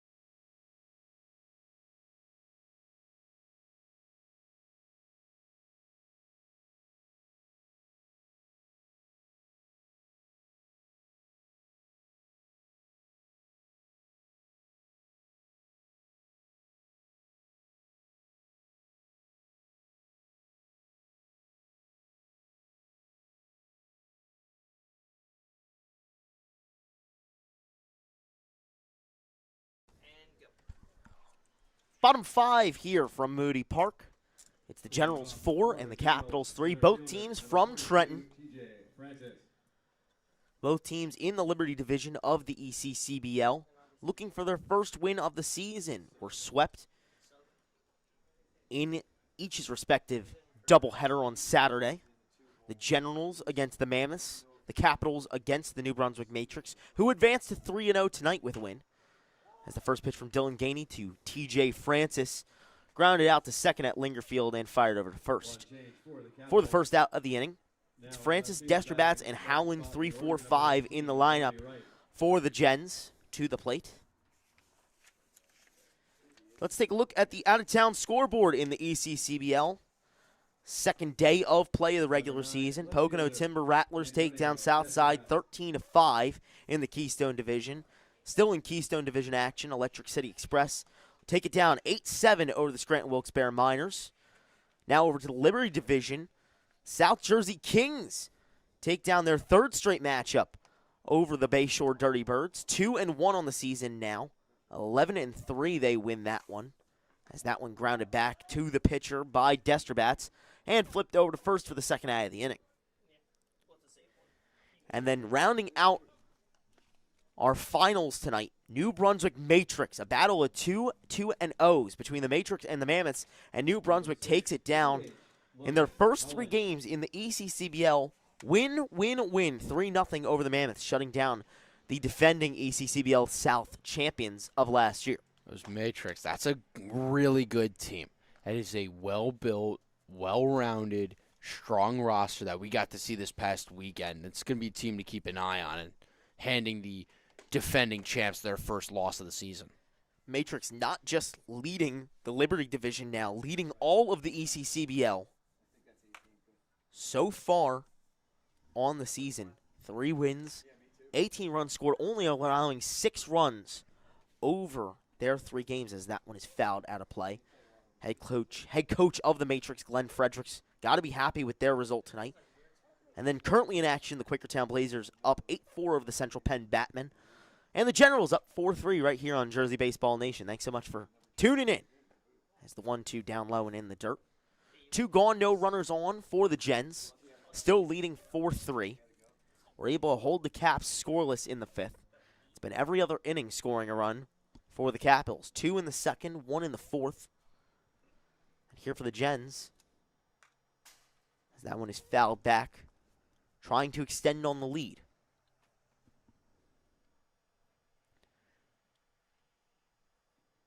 This, what a wasted chance it could turn into for the Generals, who had a quick inning defensively. The 2-2 pitch. Down low. Great hold off by Logan Howland. He had a quick inning with Hanfield only throwing 8 pitches and a chance to extend your lead and potentially could go the wayside, 1 strike away from that. Full count pitch. Lined over the head of the second baseman, Tolbert. And Logan Howland with a big turnaround first, but he'll have to make his way back to that bag. A single for Logan Howland gets things started with 2 outs for the Generals. Talk about these guys shifting from metal to wood bats. I love wood bats. You just get such a clean, crisp, not just the sound, but the way that the ball travels, floating out so gracefully into left center field on that hit. It's just so beautiful. It's so elegant. Definitely is. One of the rare things about this local league in the tri-state area, as the first pitch from Gainey outside, they do play with wood bats. You know, in college it is metal bat season, but when you come over to the ECCBL for the summer, you transition over to the wood bats. So Howland on first, and Ryan Audebray at the plate, taking that second pitch for a strike.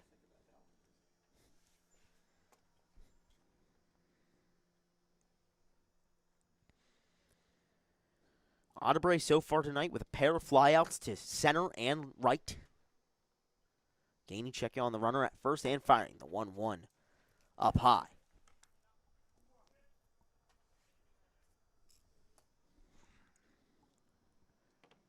Four hits apiece for both of the Trenton squads facing off tonight. Generals with the better part of it, though, leading 4-3 here in bottom 5, as that one with a healthy swing from Audebray straight through. The count now 2-2.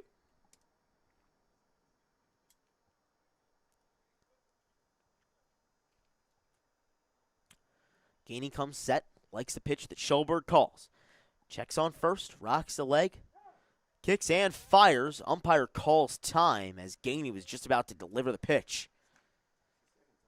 See, and that's how it's supposed to be done now, with the pitcher throwing the pitch. Because again, when you're all in motion, your whole body's moving, and then to put it in stop, it's like driving down the highway and then slamming on the brakes. You may not know if something's wrong with your car, but it sure feels like, and it's going to feel that way for a pitcher. So you always want to throw through. So we'll try it again on the mound. Gainey comes set and ready with a 2-2 pitch. Swung on and missed. Ryan Otterbray down on strikes. And the Gens come up empty in bottom 5. We head to top 6. Generals leading 4-3 over the Capitals. The Generals 4, the Capitals.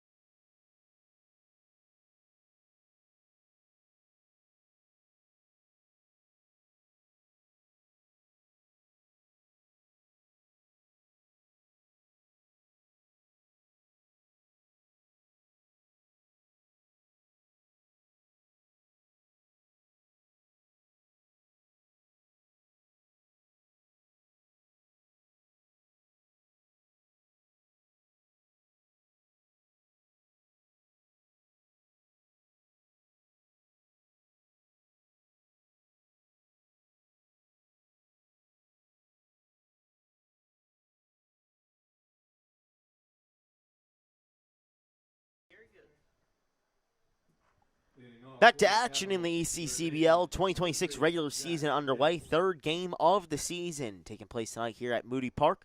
Charlie Jones alongside Max Raymond, my color analyst, and our producer Josh Yuhas. Thanks so much for tuning in. 4-3 Generals leading as the first pitch to Jack Gill. Kicked out towards the second baseman, Albert, who fumbles around with it and gives just enough time for Jack Gill to reach. That one kicked up off of the ankle of Albert after a hard hit ball from Gill. Couldn't make the play. That'll go down as a single for Jack Gill. And so the leadoff man is on for the Caps. Down 1 run, trying to equalize or take the lead here in top 6.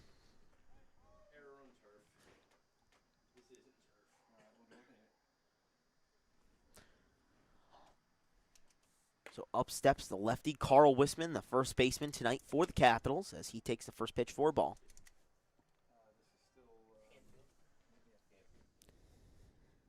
Gill on first with his first hit of the day. First hit since the first game of the season after suffering that injury in the second game, but was able to come back.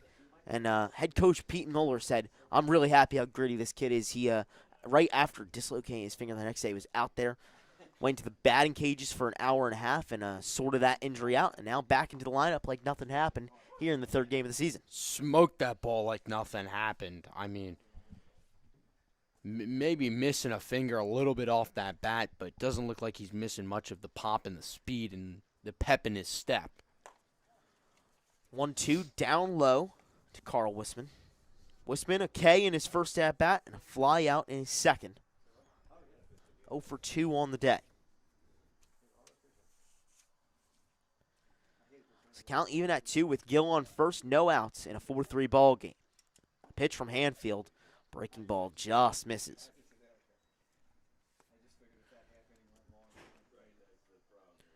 Wisman, one of the many players on this Capitals lineup that plays at Gwynedd Mercy.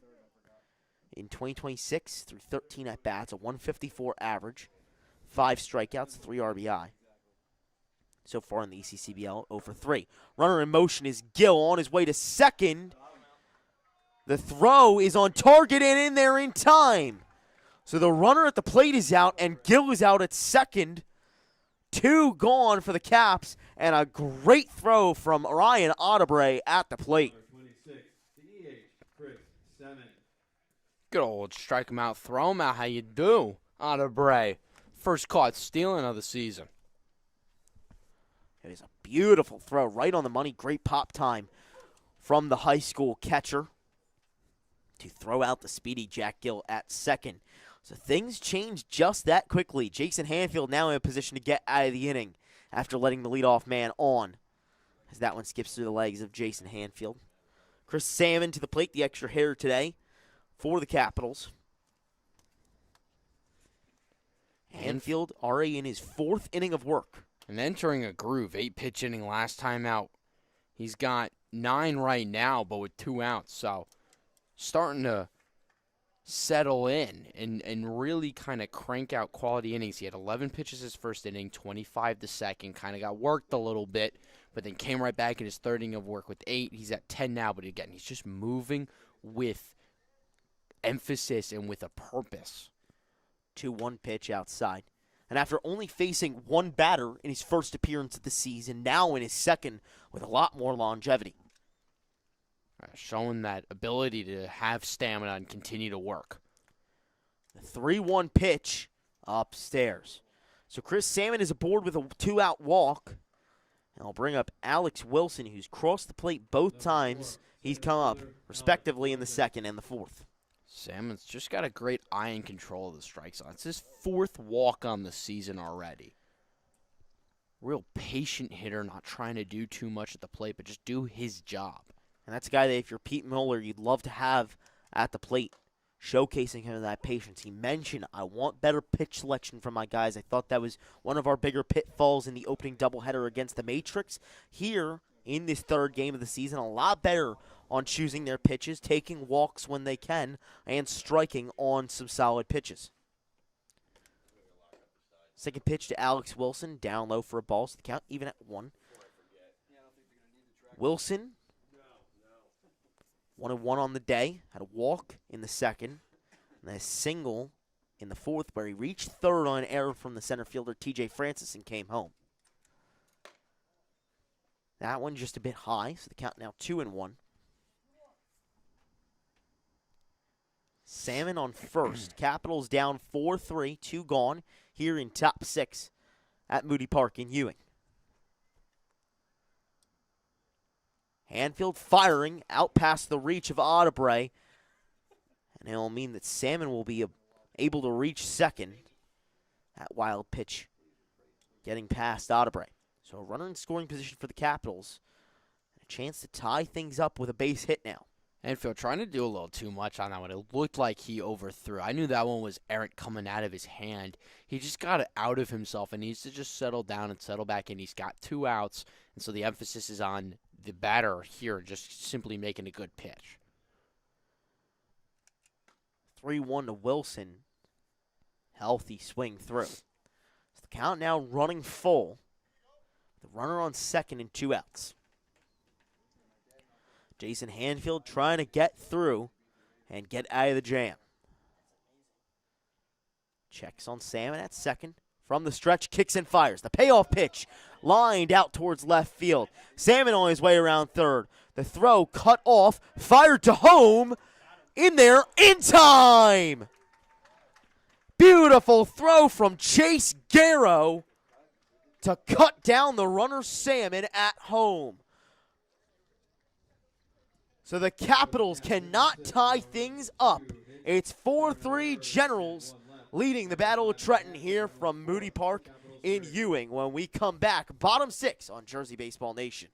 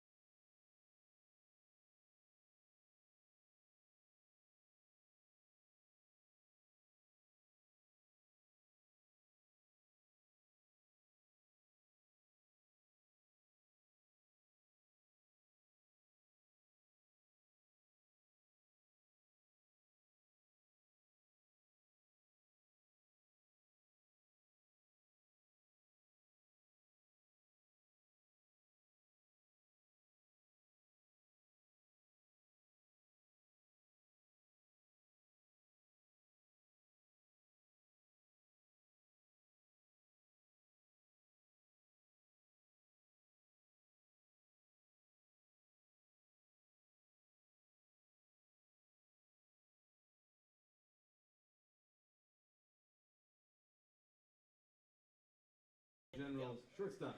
Back to action for bottom 6 in Ewing. It's the Trenton Generals 4, the Trenton Capitals 3. It's the first pitch from Dylan Gainey. Fouled off by Chase Garrow, who just gunned down Chris Salmon of the Capitals at home to keep the lead at 1 for the Generals. It was a beautiful play on the infield. Great throw from left by Antonio Destrabats to find Garrow, who cut it off and fired home. That's why you always hit your cutoff, man. Destrabats definitely had the arm and the accuracy to get the ball there. It's just, again, was it completely and totally on target and just cutting it off, making the right read and turning and then firing it in. 1-1-2 Garrow fouled back into the fence. Hit your cutoff, kids. Always hit your cutoffs, and there's why your coach tells you to hit the cutoff, because if he overthrows him, now you've got the runner scoring and a runner at third. Max Raymond with a great message to the younger generation out there as the 1-2 called for a third strike. Great pitch there from Dylan Gainey to dispatch of Chase Garrow looking. So 1 gone for the Gens. Still leading 4-3 here in bottom 6. Both teams looking for their first win of the season. Both teams at the bottom of the standings, only through 2 games though, in the Liberty division of the ECCBL. As the first pitch to Jake Ruppel, lined out towards center over the head of Alex Wilson. Jake Ruppel is chugging on his way into third, and he will be aboard with a triple standing. Great hit there from Jake Ruppel, as that one is smoked out towards the 400 mark, and the Generals with a runner on third and 1 out. No matter what, I still think that gets over Wilson's head because of how hard it was hit. But Wilson took a first step in. His first step wasn't back. His first step was in, and so then he has to change his momentum and get his body moving backwards towards that ball. And so that's why Ruppel was able to get over to third.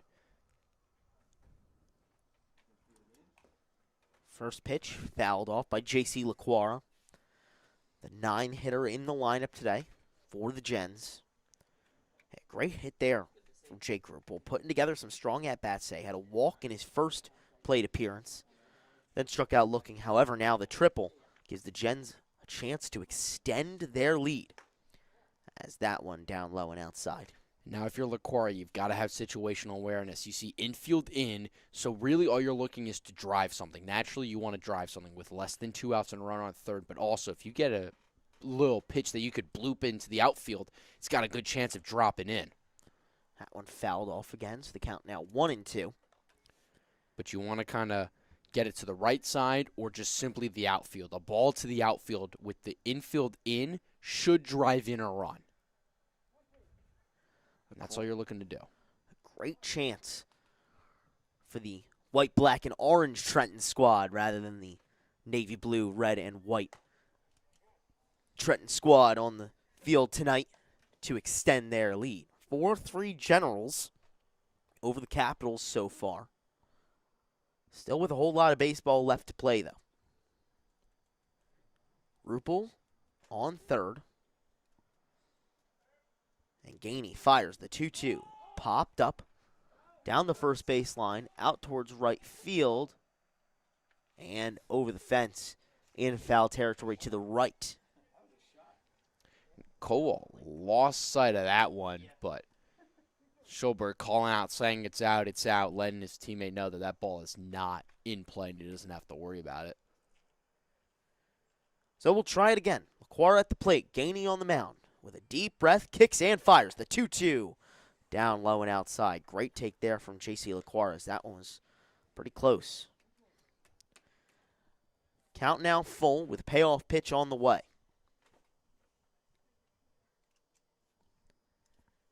Gainey at the ready. LaQuara waving the bat. The 3-2 pitch. Swung on, but fouled away back over the head of Schulberg into the fence. Long at bat here between these two. Who will win this battle? That's what you need, though, out of LaQuara. This is a quality at bat because Gainey's kind of owning the Generals right now and in control. So if you're LaQuara, this at bat is perfect for what your team needs, trying to get Gainey out of the game. Payoff pitch yet again. In there for strike 3.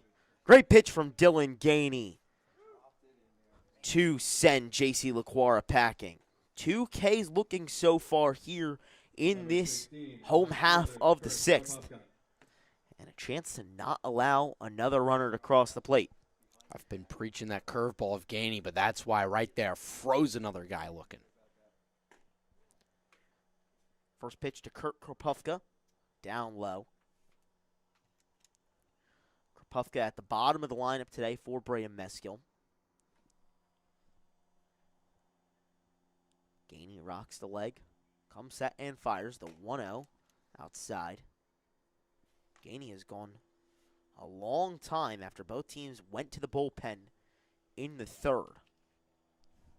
And Pete Muller, the head coach for the Capitals, said, I'm not afraid to use my guys for a long time in the second game of their doubleheader against the Matrix. Only threw 2 pitchers across 7 innings just due to availability issues. That one cut through and missed. 2-1 the count now. That all said, Gainey's pitch count's getting quite high, so I wouldn't be surprised if this is his 4th and final inning of work. But it's been a great 4 innings of action that he's been able to give this Capitals team and keep them in this game. That one put into play. Lined out to the first baseman for the 3rd out. So the Capitals come away and hold the Generals scoreless in the 6th. 1 hit, but no runs come of it. It's 4-3 Generals when we come back, the 7th inning right here on Jersey Baseball Nation.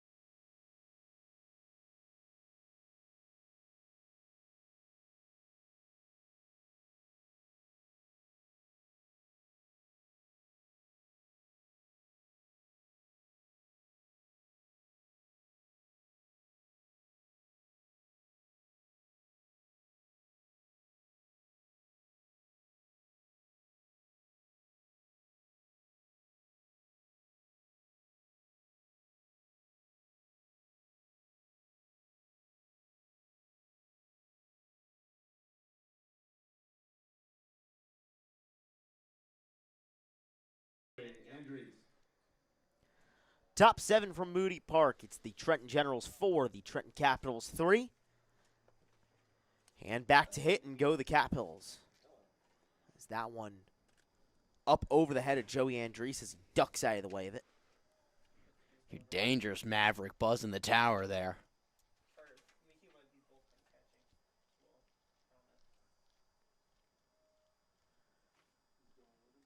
Jason Hanfield. That one kicks away from the catcher Audebray.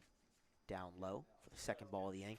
Hanfield already up to 65 pitches through 4 innings of work.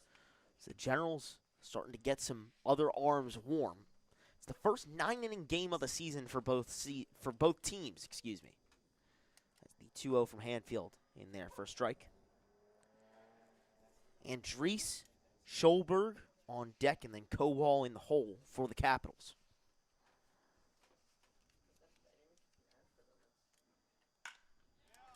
That one popped out to left field and caught by Antonio Destrabats on a dive. Great play from the left fielder to get the first out of the inning.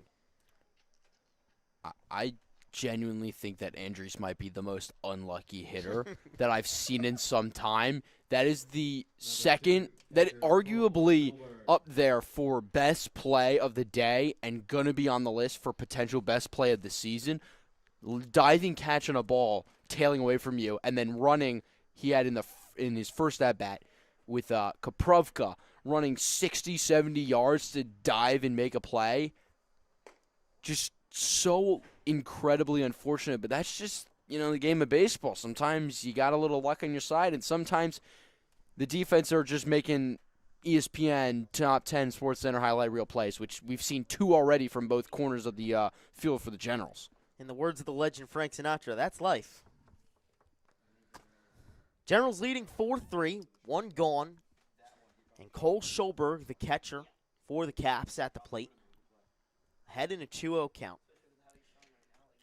Schulberg so far 1-1 on the night with a single. Drove home a runner on that. Prior to that, and hit by pitch in the second inning. That ball popped a mile high, just past the infield. Second baseman Albert ranges to it and gets it for the second out of the inning. So 2 gone, and it'll bring up Chase Kowal, the 9-hitter for the Capitals. Right fielder, Chase Kowal. 0 for 2 on the day with an RBI on a sacrifice fly in the second.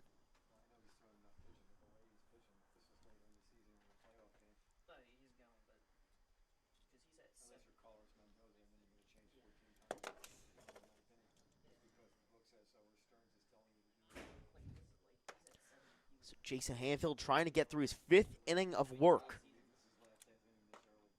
As the first pitch to Chase Kowal in there for strike. Hanfield has been Meskill's go-to guy today. Sticking around with him for a very long time, and he's had the stuff to back it up. It's the 0-1 breaking ball just outside. He's up to 72 pitches, so yeah, definitely most likely going to be his last inning of work earlier on in the season. But a lot of these coaches, when they said they were going to push a guy, 75 was kind of their limiter and their gauge. Some of the guys, they weren't working as much. It was around 40 pitches. The guys that they were going to push at 75, so he's just about to hit that. So I'm not surprised that he's still out there working, but I also wouldn't be surprised if this is it for him, and what a great day to hang your hat on. Yeah, had 11 relief appearances in his freshman season at PSU Abington as he dispatches of Chase Kowal by way of the K. So the Caps go 1-2-3 in the 7th and come up empty for the 3rd straight inning. It's 4-3 Gens as we head to bottom 7. Take a sec, stretch, and get yourself some peanuts and Cracker Jack. We'll be back on Jersey Baseball Nation in just a moment.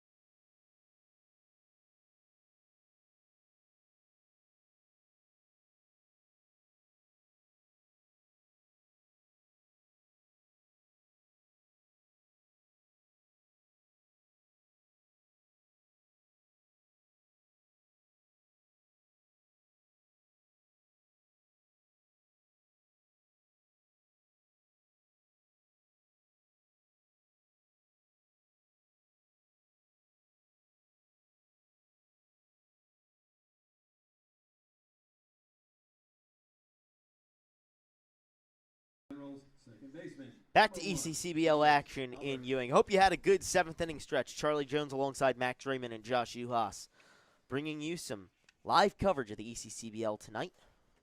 As the first pitch from Ethan McHugh bunted down the third base line. Perfect bunt by Lucas Albert, and he is aboard with a bunt single. That was a thing of beauty as he has his third base hit of the day.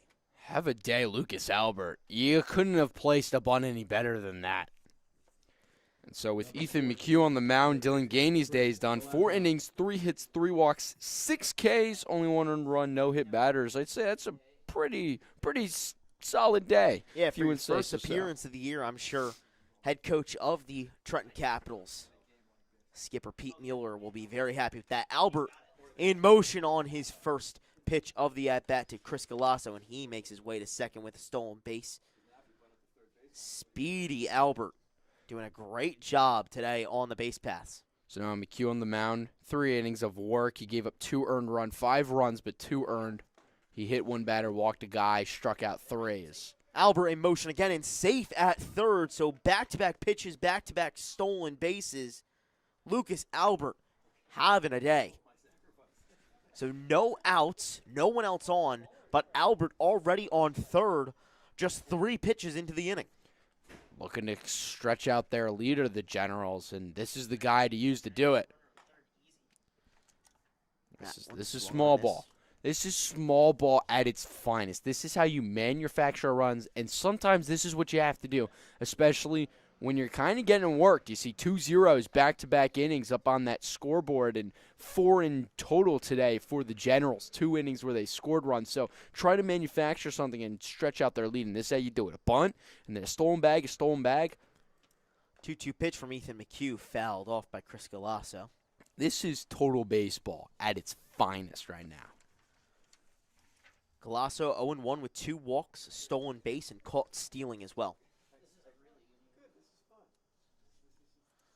Great game tonight in some midweek action in the ECCBL. That one down low. So the count now full.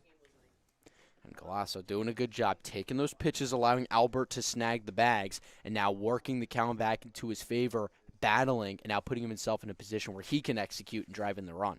A payoff pitch put into play to the third baseman and fired over to first. So Gill gets it over to Wisman in time for the first out of the inning. Albert has to stay put at third, so an effective out there for the Capitals, and he'll bring up TJ Francis for the Gens. Center fielder, TJ Francis. Francis 0 for 3 on the day. So kind of feels due for a little something here. Yeah, pair of groundouts as well as a pop out to the first baseman. First pitch to Francis in there for a strike. From one of the more developed pitchers in the ECCBL in Ethan McHugh. Went to Cornell in 2026. Only threw 1 inning, but no walks, no runs allowed. Currently in the portal trying to find a new home.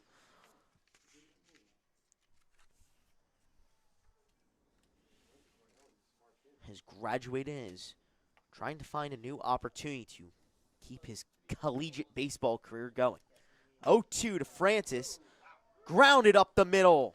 Over the head of Ethan McHugh, and Francis is safe on first. An RBI single gives the Gens a 5-3 lead now, extending it now to 2. Number 9, Ethan left McHugh fielder, saying, Antonio I got a duck Desperado. over on the mound, as that one was popped up right over him after taking the first bounce off the grass and just past second base and into the outfield. Francis on the move on the first pitch and in there safely at second. That was a good-looking throw there from Schulberg, though.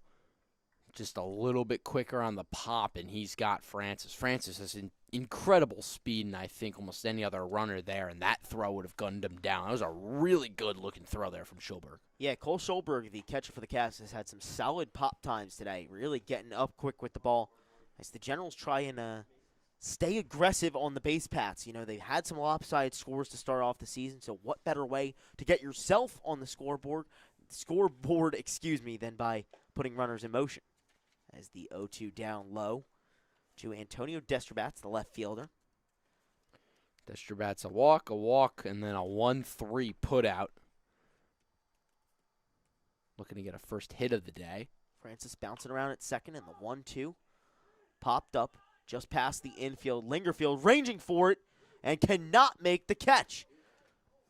Throw over to third, cut off by the second baseman, Tolbert.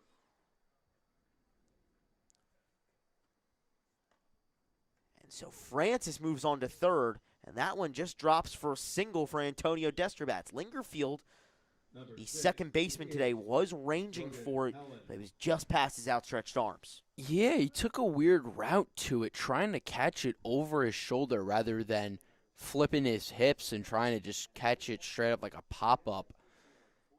It's kind of a strange play and an oddly placed ball. Destrobats in motion on his way a second, and out there. Francis will steal home in the process. It's a double steal for the Generals, and he'll plate one more. However, Antonio Destrobats caught stealing at second.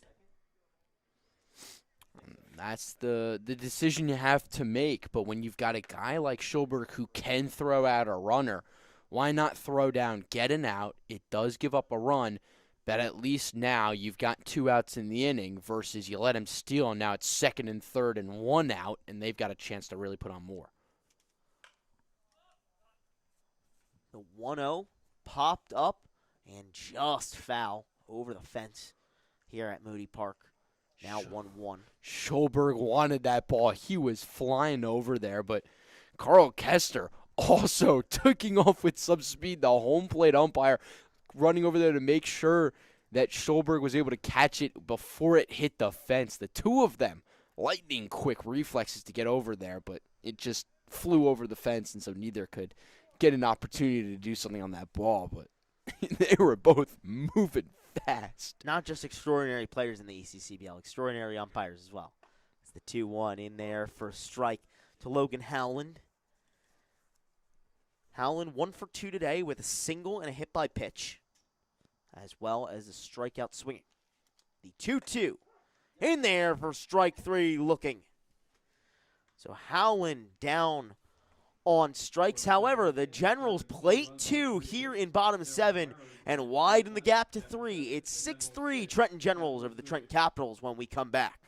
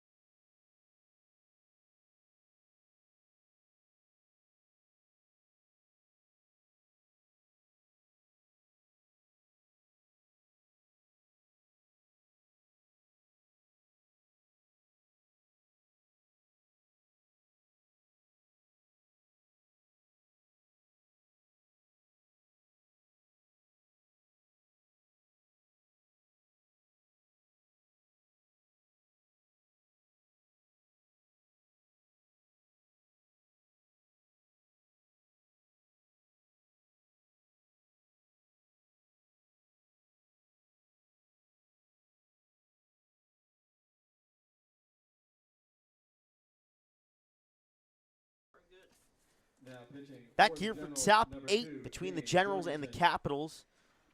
The Generals leading 6-3, and they'll bring in a new pitcher. It's Dane Jorgensen.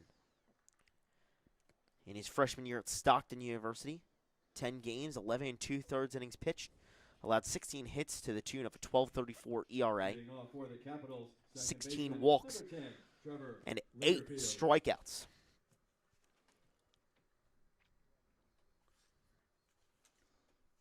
It's 10-1-2 for the Capitals coming to the plate. And the one starting things off is Trevor Lingerfield as he swings at the first pitch.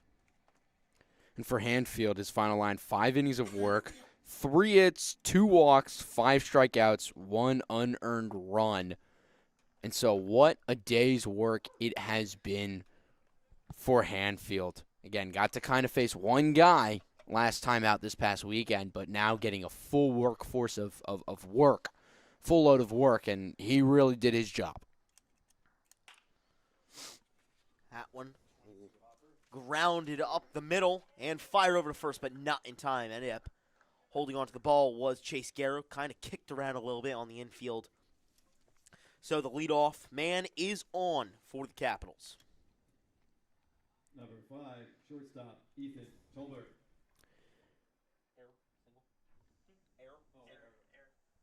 That one will go down as an error in the scorebook. So Lingerfield aboard. Garrow just unable to come up with it in time. And turn over the lineup card and bring up Ethan Tolbert. Takes the first pitch down low. It skips away from the catcher, Audebray. And Lingerfield jogs his way over to second. A runner in scoring position for the Capitals, and they need it. Time dwindling to close that 3-run gap between them and the Generals. We talk about guys settling in and kicking off that rust, and we look at that error count, though. That only the 3rd error today across both teams.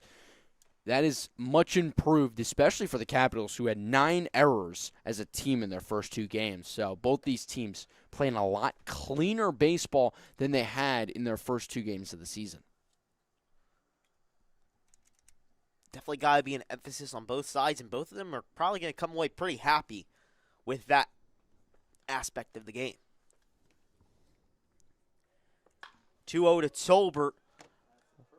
Popped up out towards right, and the center fielder, Francis, able to get to it.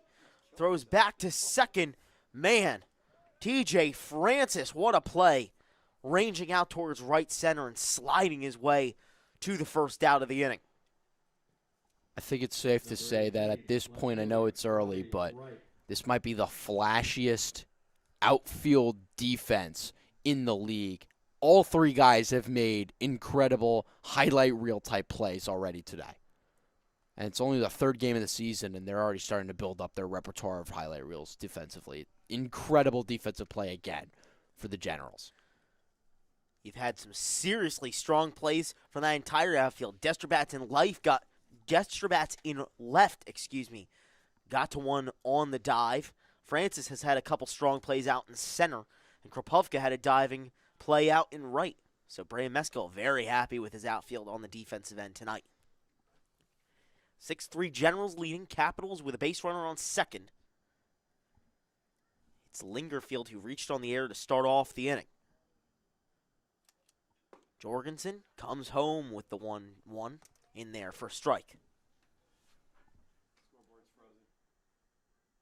Board's frozen. Sorry. 1-2. I know. No, I'm not seeing it then. The count now 1-2 with Lingerfield on second. Jorgensen fires, and it's fouled off by Robbie Wright, who came into the game in the 6th. Now manning left field for the Capitals.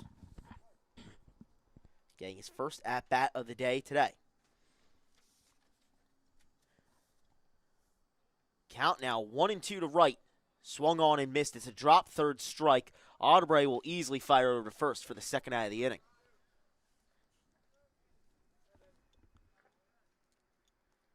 So 2 down for the Capitals. And we'll bring up the prolific hitter Jack Gill. Number 3, third baseman, Jack Gill. Gill. Single last time up, but got caught stealing and struck out his other 2 ABs. So hasn't been able to produce all too much so far in this game, but you've got a feeling that it's got to be coming soon. Well, there you just said it, Max Raymond, as that one grounded up the middle. Lingerfield rounding third, cut off by the pitcher, and he is home safely. So the Capitals get one here in the 8th off of an RBI single from Jack Gill. It's 6-4 Generals, and that lead dwindling a little bit. Capitals trying to close it even more. I think I might get into fortune telling. You know, I made a comment Schulberg's going to throw a guy out, and then he did. I made a comment that Gill's going to make a big-time productive play, and he immediately did before I can finish my sentence.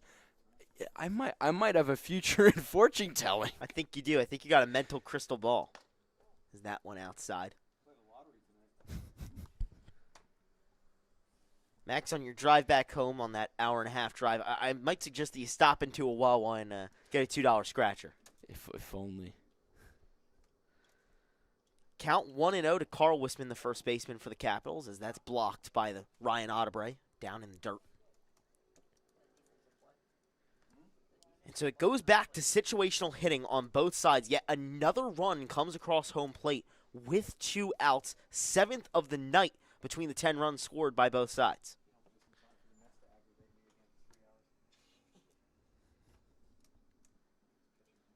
So Gill on first, 2 gone in a 6-4 ball game where the Generals lead, as that one popped up behind the press box foul.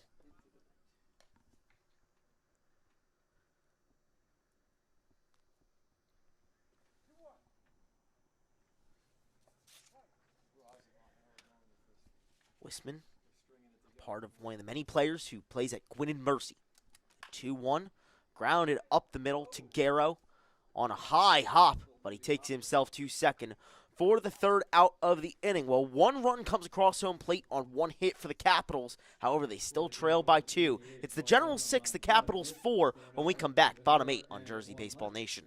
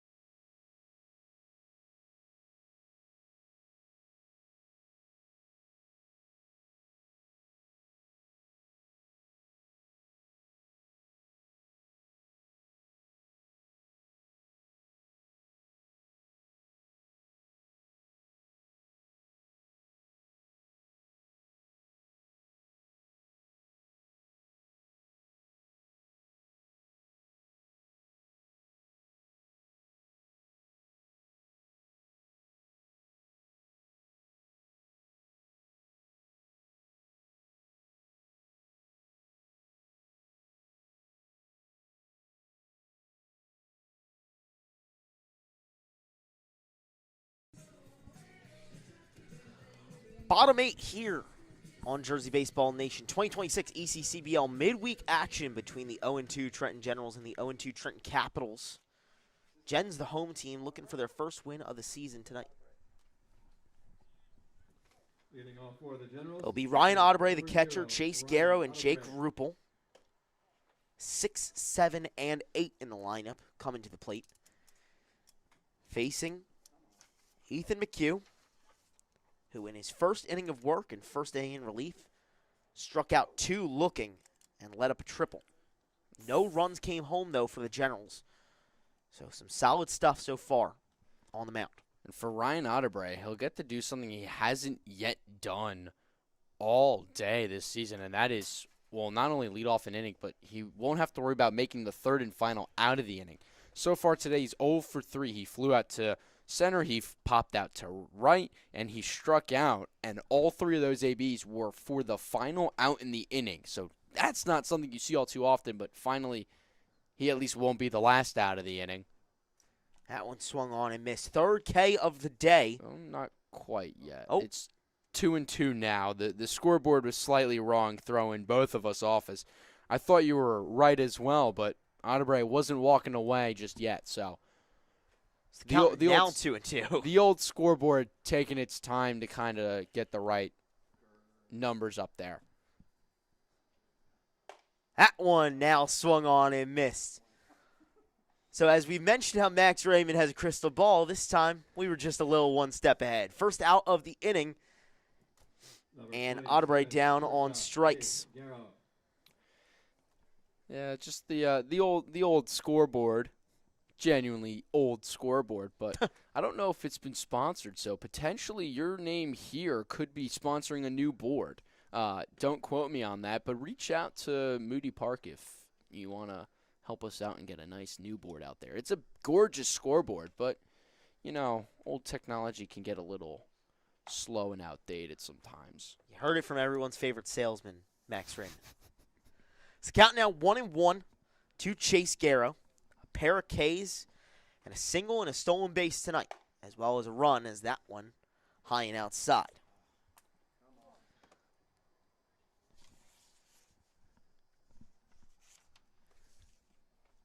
Garrow, in his first game of work today, that one grounded over to the first baseman. It's a race to the bag, and Garrow is out. It looked like it was going to be really close, but Wispin ends up the victor in that race for the second out of the inning.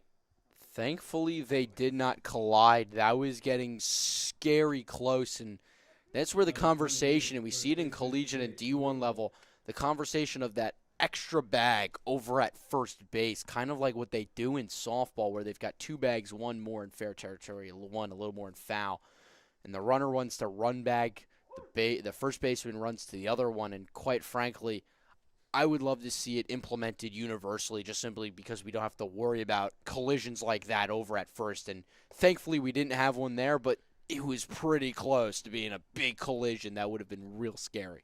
Second pitch, a ball, 1-1 now to Jake Rupel. The cue comes set and fires. That one up high as well. Count now 2-1. You mentioned the double bag, and this season in NCAA play, I had an interesting play, which I'll mention after this pitch, is the 2-1 from the cue. In there for a strike. A play at Florida versus Florida A&M. Grounder to the first baseman. Picked up and stepped on the wrong bag for a 2-run single. Wow. 2-2 from McHugh, grounded into play over to the third baseman, Gill. Kicked around in the infield and unable to be collected by Tolbert in the end. So Jake Rupel reaches on an error and gives the Generals a 2-out base runner. I think we've had a defensive swap. It looks like that's Tolbert. I think Tolbert and Gill have swapped. Tolbert's now at third, and Gill is now over at short. Great point, Max Raymond. Ever the wise one here with us in the booth to pick stuff up like that. So there's been the swap of players, which is something obviously that they can easily do. And not surprised, as I believe Gill was the one over at short, and then he had gotten hurt, so I wasn't surprised to see him starting at third, but they're going to try him out at short with that returning from the pinky injury, so I believe that's what's happening. But so that defensive substitution has been, or swap, or it's not really a substitution, it's just kind of a defensive fielding change. Definitely interesting and something to keep an eye on. Count now 2-0 to J.C. LaQuara in his first ECCBL action of the year. That one in there for a strike. Count now 2-1. Rupel on first with 2 gone in a 6-4 ball game where the Generals lead has struck in the 2nd, 4th, and 7th. Looking for more here in the 8th. A little bit of insurance as the 2-1 upstairs. LaQuara 0 for 2. He popped out to the first baseman, struck out last time up, and walked.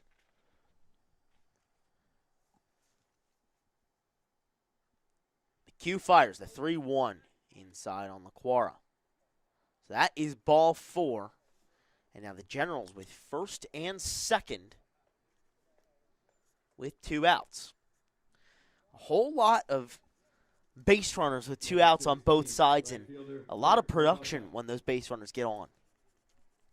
You got your back to the wall, and so you have this greater emphasis on just simply executing, because it doesn't feel like when you've got 2 outs, your options of possibility feel limited, and you just feel like you've got to do something to get on base. And I feel like this is kind of an approach that a lot of teams need to just generally adopt, and a lot of guys need to have of it is and it isn't doing your job, but it's just simply get on base and pass the torch on to the next guy, and it feels like there's a greater emphasis on that part when there are 2 outs versus when there aren't.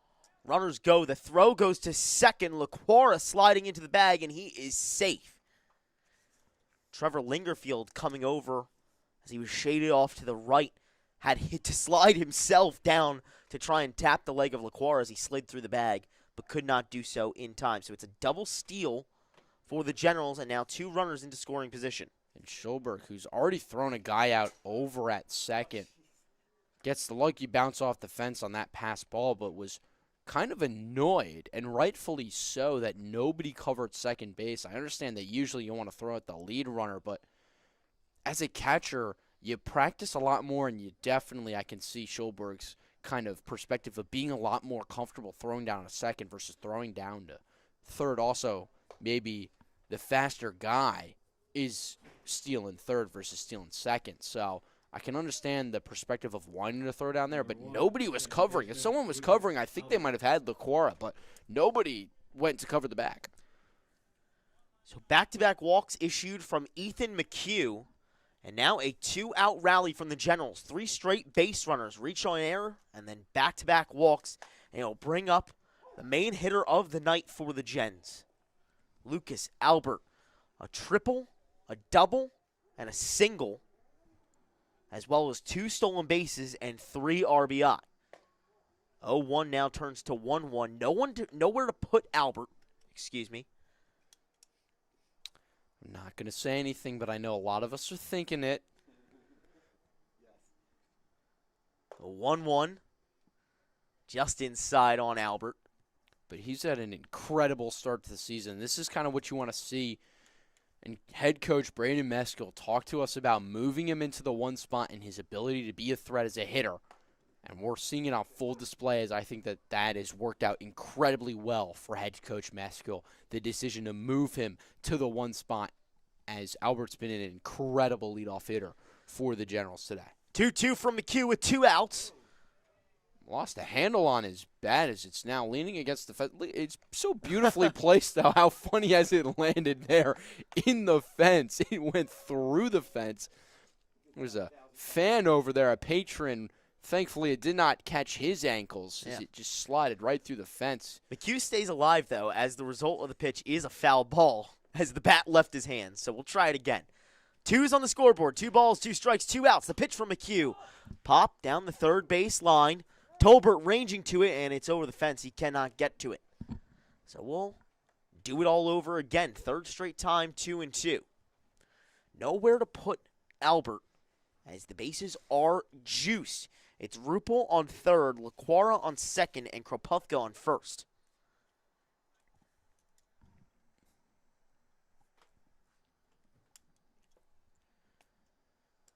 Big spot here for the Gens to try and get some extra insurance heading into top 9.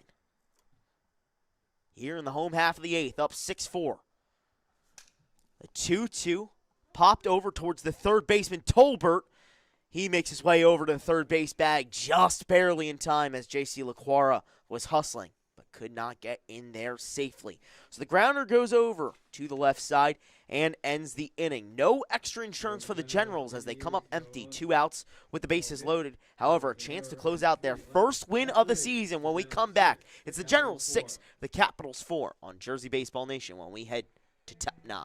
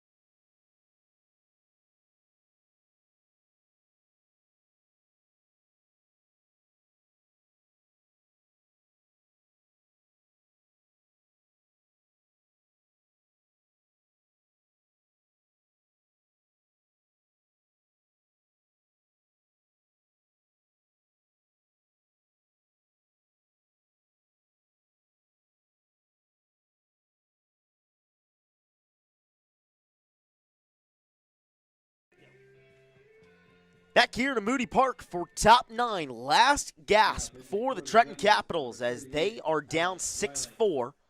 Generals in a position for their first win of the season, and it will be Alex Reiling with the chance to close things out. The Hillsborough native, a member of the TCNJ Lions, was the catcher in one of the games of the doubleheader against the Mercer Mammoths on Saturday, now coming in for his first pitching appearance of the season. At TCNJ, through 3 games, 2 1/3 innings, 3 earned runs, 1 walk, 5 hits allowed for an 11.57 ERA. As you can see, that interesting arm slot as he faces Chris Salmon, Alex Wilson, and Joey Andres. We were talking about it, and you brought up 4/5, and I kind of like it because when you typically think of a submariner, you think of a guy that's really getting down there. And it doesn't look like he's fully getting almost under the ball like a submariner does, but he's not 3/4. So I liked your 4/5, kind of split in between this 3/4 arm slot and the full sub arm slot. But it's a funky arm angle, and that's going to play with the hitter's mind who's been it's now release point that we're talking about. Of you're looking up. Now you got to look in a completely different location to find where the ball starts. Forget about where it's going to end on a moving pitches. That one had a little two-seam, little run action to it, arm side. Yeah, swung on and missed by Chris Salmon. A pair of walks and a flyout in his 3 plate appearances so far, so 0 for 1 on the night. Generals with the chance to get their first out of the inning. 2-2 from Reiling, swung on and missed. Chris Salmon sat down with the breaking ball, and 1 gone. Only 2 more chances for the Capitals as they are down 6-4. Generals with a chance to get on the scoreboard with a win. Both teams 0-2, looking for their first victory of the young 2026 league year. And that's what's so challenging when you've got a pitcher with this arm slot and they can throw a slider. It just keeps running away from you. Or for a lefty, it keeps running in. And so you think that ball's on the outer part of the plate and you're trying to go away with it. And also, not only are you swinging over it, but it's potentially even catching you in on the hands because it just keeps running. That ball just, it doesn't seem to stop when it's thrown. It just keeps going away from you. Especially tough for him to come in as a closer. The Capitals now trying to pick something like this up with only just a couple more chances until they're out of them. 6-4 Generals leading. And it'll be Alex Wilson, who's had a walk and 2 singles so far today, has reached home twice. Has that one in there for a strike, so the 2-0 now turns to 2-1.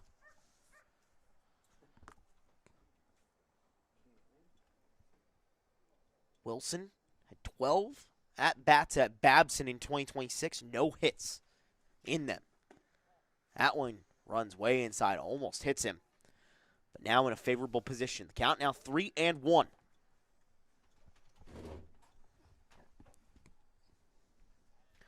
Reiling at the ready. Raises the glove. Kicks and fires from down low. Ball 4. So Alex Wilson aboard with 1 out. And the Caps' last chance Number 14. continues with Joey Andres at bat, the tying run coming to the plate.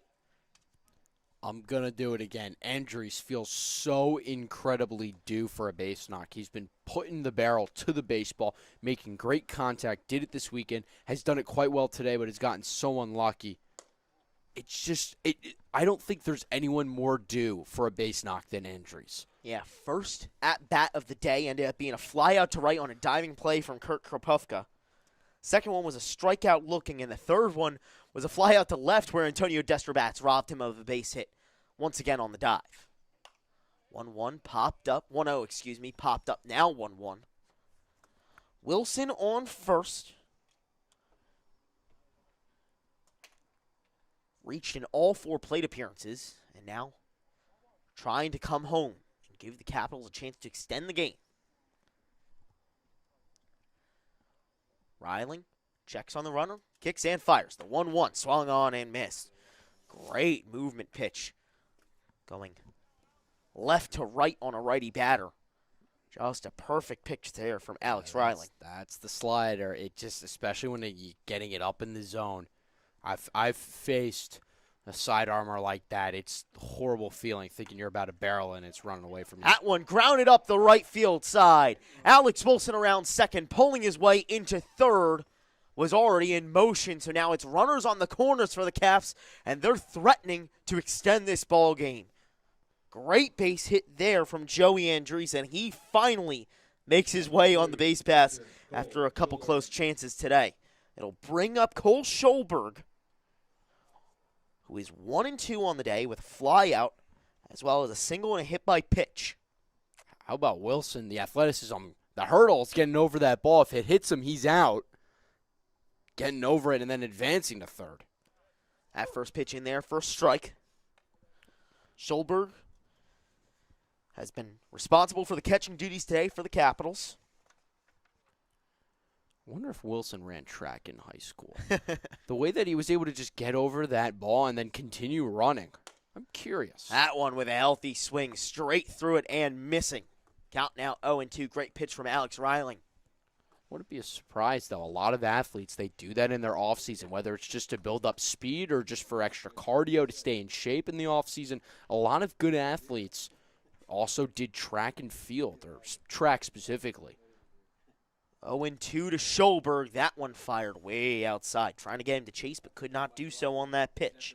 It's Wilson on third, who reached as the second batter of the inning after a K from Chris Salmon. Wilson reached on a walk, his fourth time reaching today, then advanced to third on a Joey Andrews single. So it's runners on the corners for the Capitals. And a 1-2 count, one out, down 6-4. That one hits him. Cole Schulberg makes his way to first, and now the bases are juiced for the Capitals with Chase Kowal coming to the plate. Second hit by pitch of the day for Schulberg. Third on the season. He might just be the ball magnet for this team. It feels like every team's got that player, and it's just you don't want to be that guy, but he might just be that guy where you're just so unfortunate where the ball just seems to find you. Catcher Ryan Otterbury out there to talk to his pitcher in Alex Reiling. The big man standing 6'3", trying to close things out for the Generals. However, the Capitals threatening to tie things up or take the lead. A base hit would likely score two. And Chase Kowal to the plate. A sacrifice fly in his first at-bat. A pair of Ks afterwards. That one almost gets away, and instead it hits him. Back-to-back hit by pitches on back-to-back hit pitches. That one ran way inside on Kowal, and it'll put him on first. Nowhere to put him, so it will score Wilson. And the runners move 90 feet forward, station to station. It's 6-5 Generals, and things are heating up at Moody Park. Up to the plate, Trevor Lingerfield, bottom of the lineup, reached on error his last time up. First pitch from Reiling, down low. Lingerfield, a single, a ground out, and then reached on that error. Came home in the eighth after an RBI single from Jack Gill. That one in there for a strike from Reiling. So far in the inning, a K, and then walk, single, hit by pitch to drive home a runner. 6-5 Generals, one out here with the bases still loaded. I think we might be nearing a point where you want to take a little bit of a mound visit. Come out strong, did Reiling, but again, walk, hit single, hit by pitch, and he's losing a little bit of command here. 2-1 from the Submariner, in there for a strike. Great pitch, finds the outside corner. Or just go and prove me wrong and lock back into the strike zone, either way. Righty-lefty matchup to Lingerfield. The 2-2 with one out and the bases loaded outside. As the count now runs full. Nowhere to put Lingerfield. A walk would tie the game here in top 9.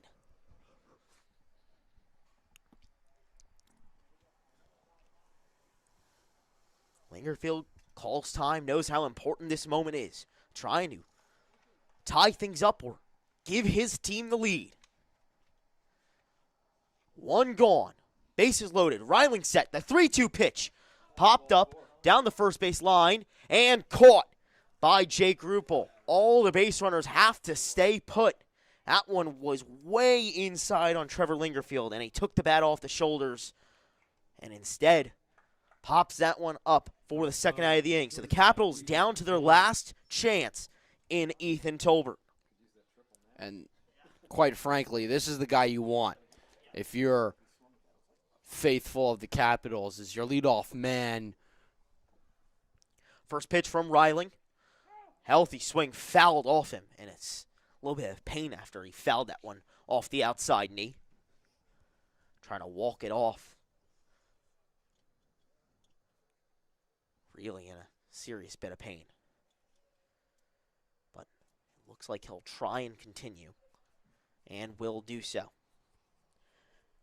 It's Andriese on third, Schulberger on second, Kowal on first, 2 gone, Generals leading 6-5. A great game here in the third of the season from Moody Park. Both these teams trying to get their first win of the season. Reiling comes set with the 0-1 and delivers to home plate outside. I think we might be throwing this one into the archives of our classics reruns for future years. Is an all-time classic. No matter what happens here, this game has been back and forth and has everything that you could ask for. That one runs inside and almost catches Tolbert yet again. It would have been the third hit by pitch of the inning issued from Alex Reiling. Instead, Ethan Tolbert gets out of the way and the count runs to 2-1. Tolbert, the man at the plate. 6-5 Generals leading. That one popped up in the infield. Chase Galasso under it, and he makes the catch. The Generals get their first win of the season in dramatic fashion. They win the Battle of Trenton 6-5 and advance to 1-2 on the young ECCBL season. The Generals 6, the Capitals 5. That was something. That was an incredible game, especially after the ones this weekend where they kind of seemed to get away early, the big inning, this, that, and the other thing, a ton of errors. This was a clean played game, 2 errors from each team, which with the way that this field kind of plays and the fact that it's still a young season, it's good to see that number down. And these two teams, they battled. We saw great pitching down the stretch, especially from guys like Hanfield with the 5 innings of work he was able to do, and Gainey in his 3 innings of work. Both really solid outings. We got to see a lot of great hitting, piecing together situational hits, stolen bags, and guys getting caught stealing, showing off the arm in Schulberg. So at the end of the day, this game had it all, an incredible battle, and I'm excited to see where these two teams go from here and what happens the next time they face off against each other.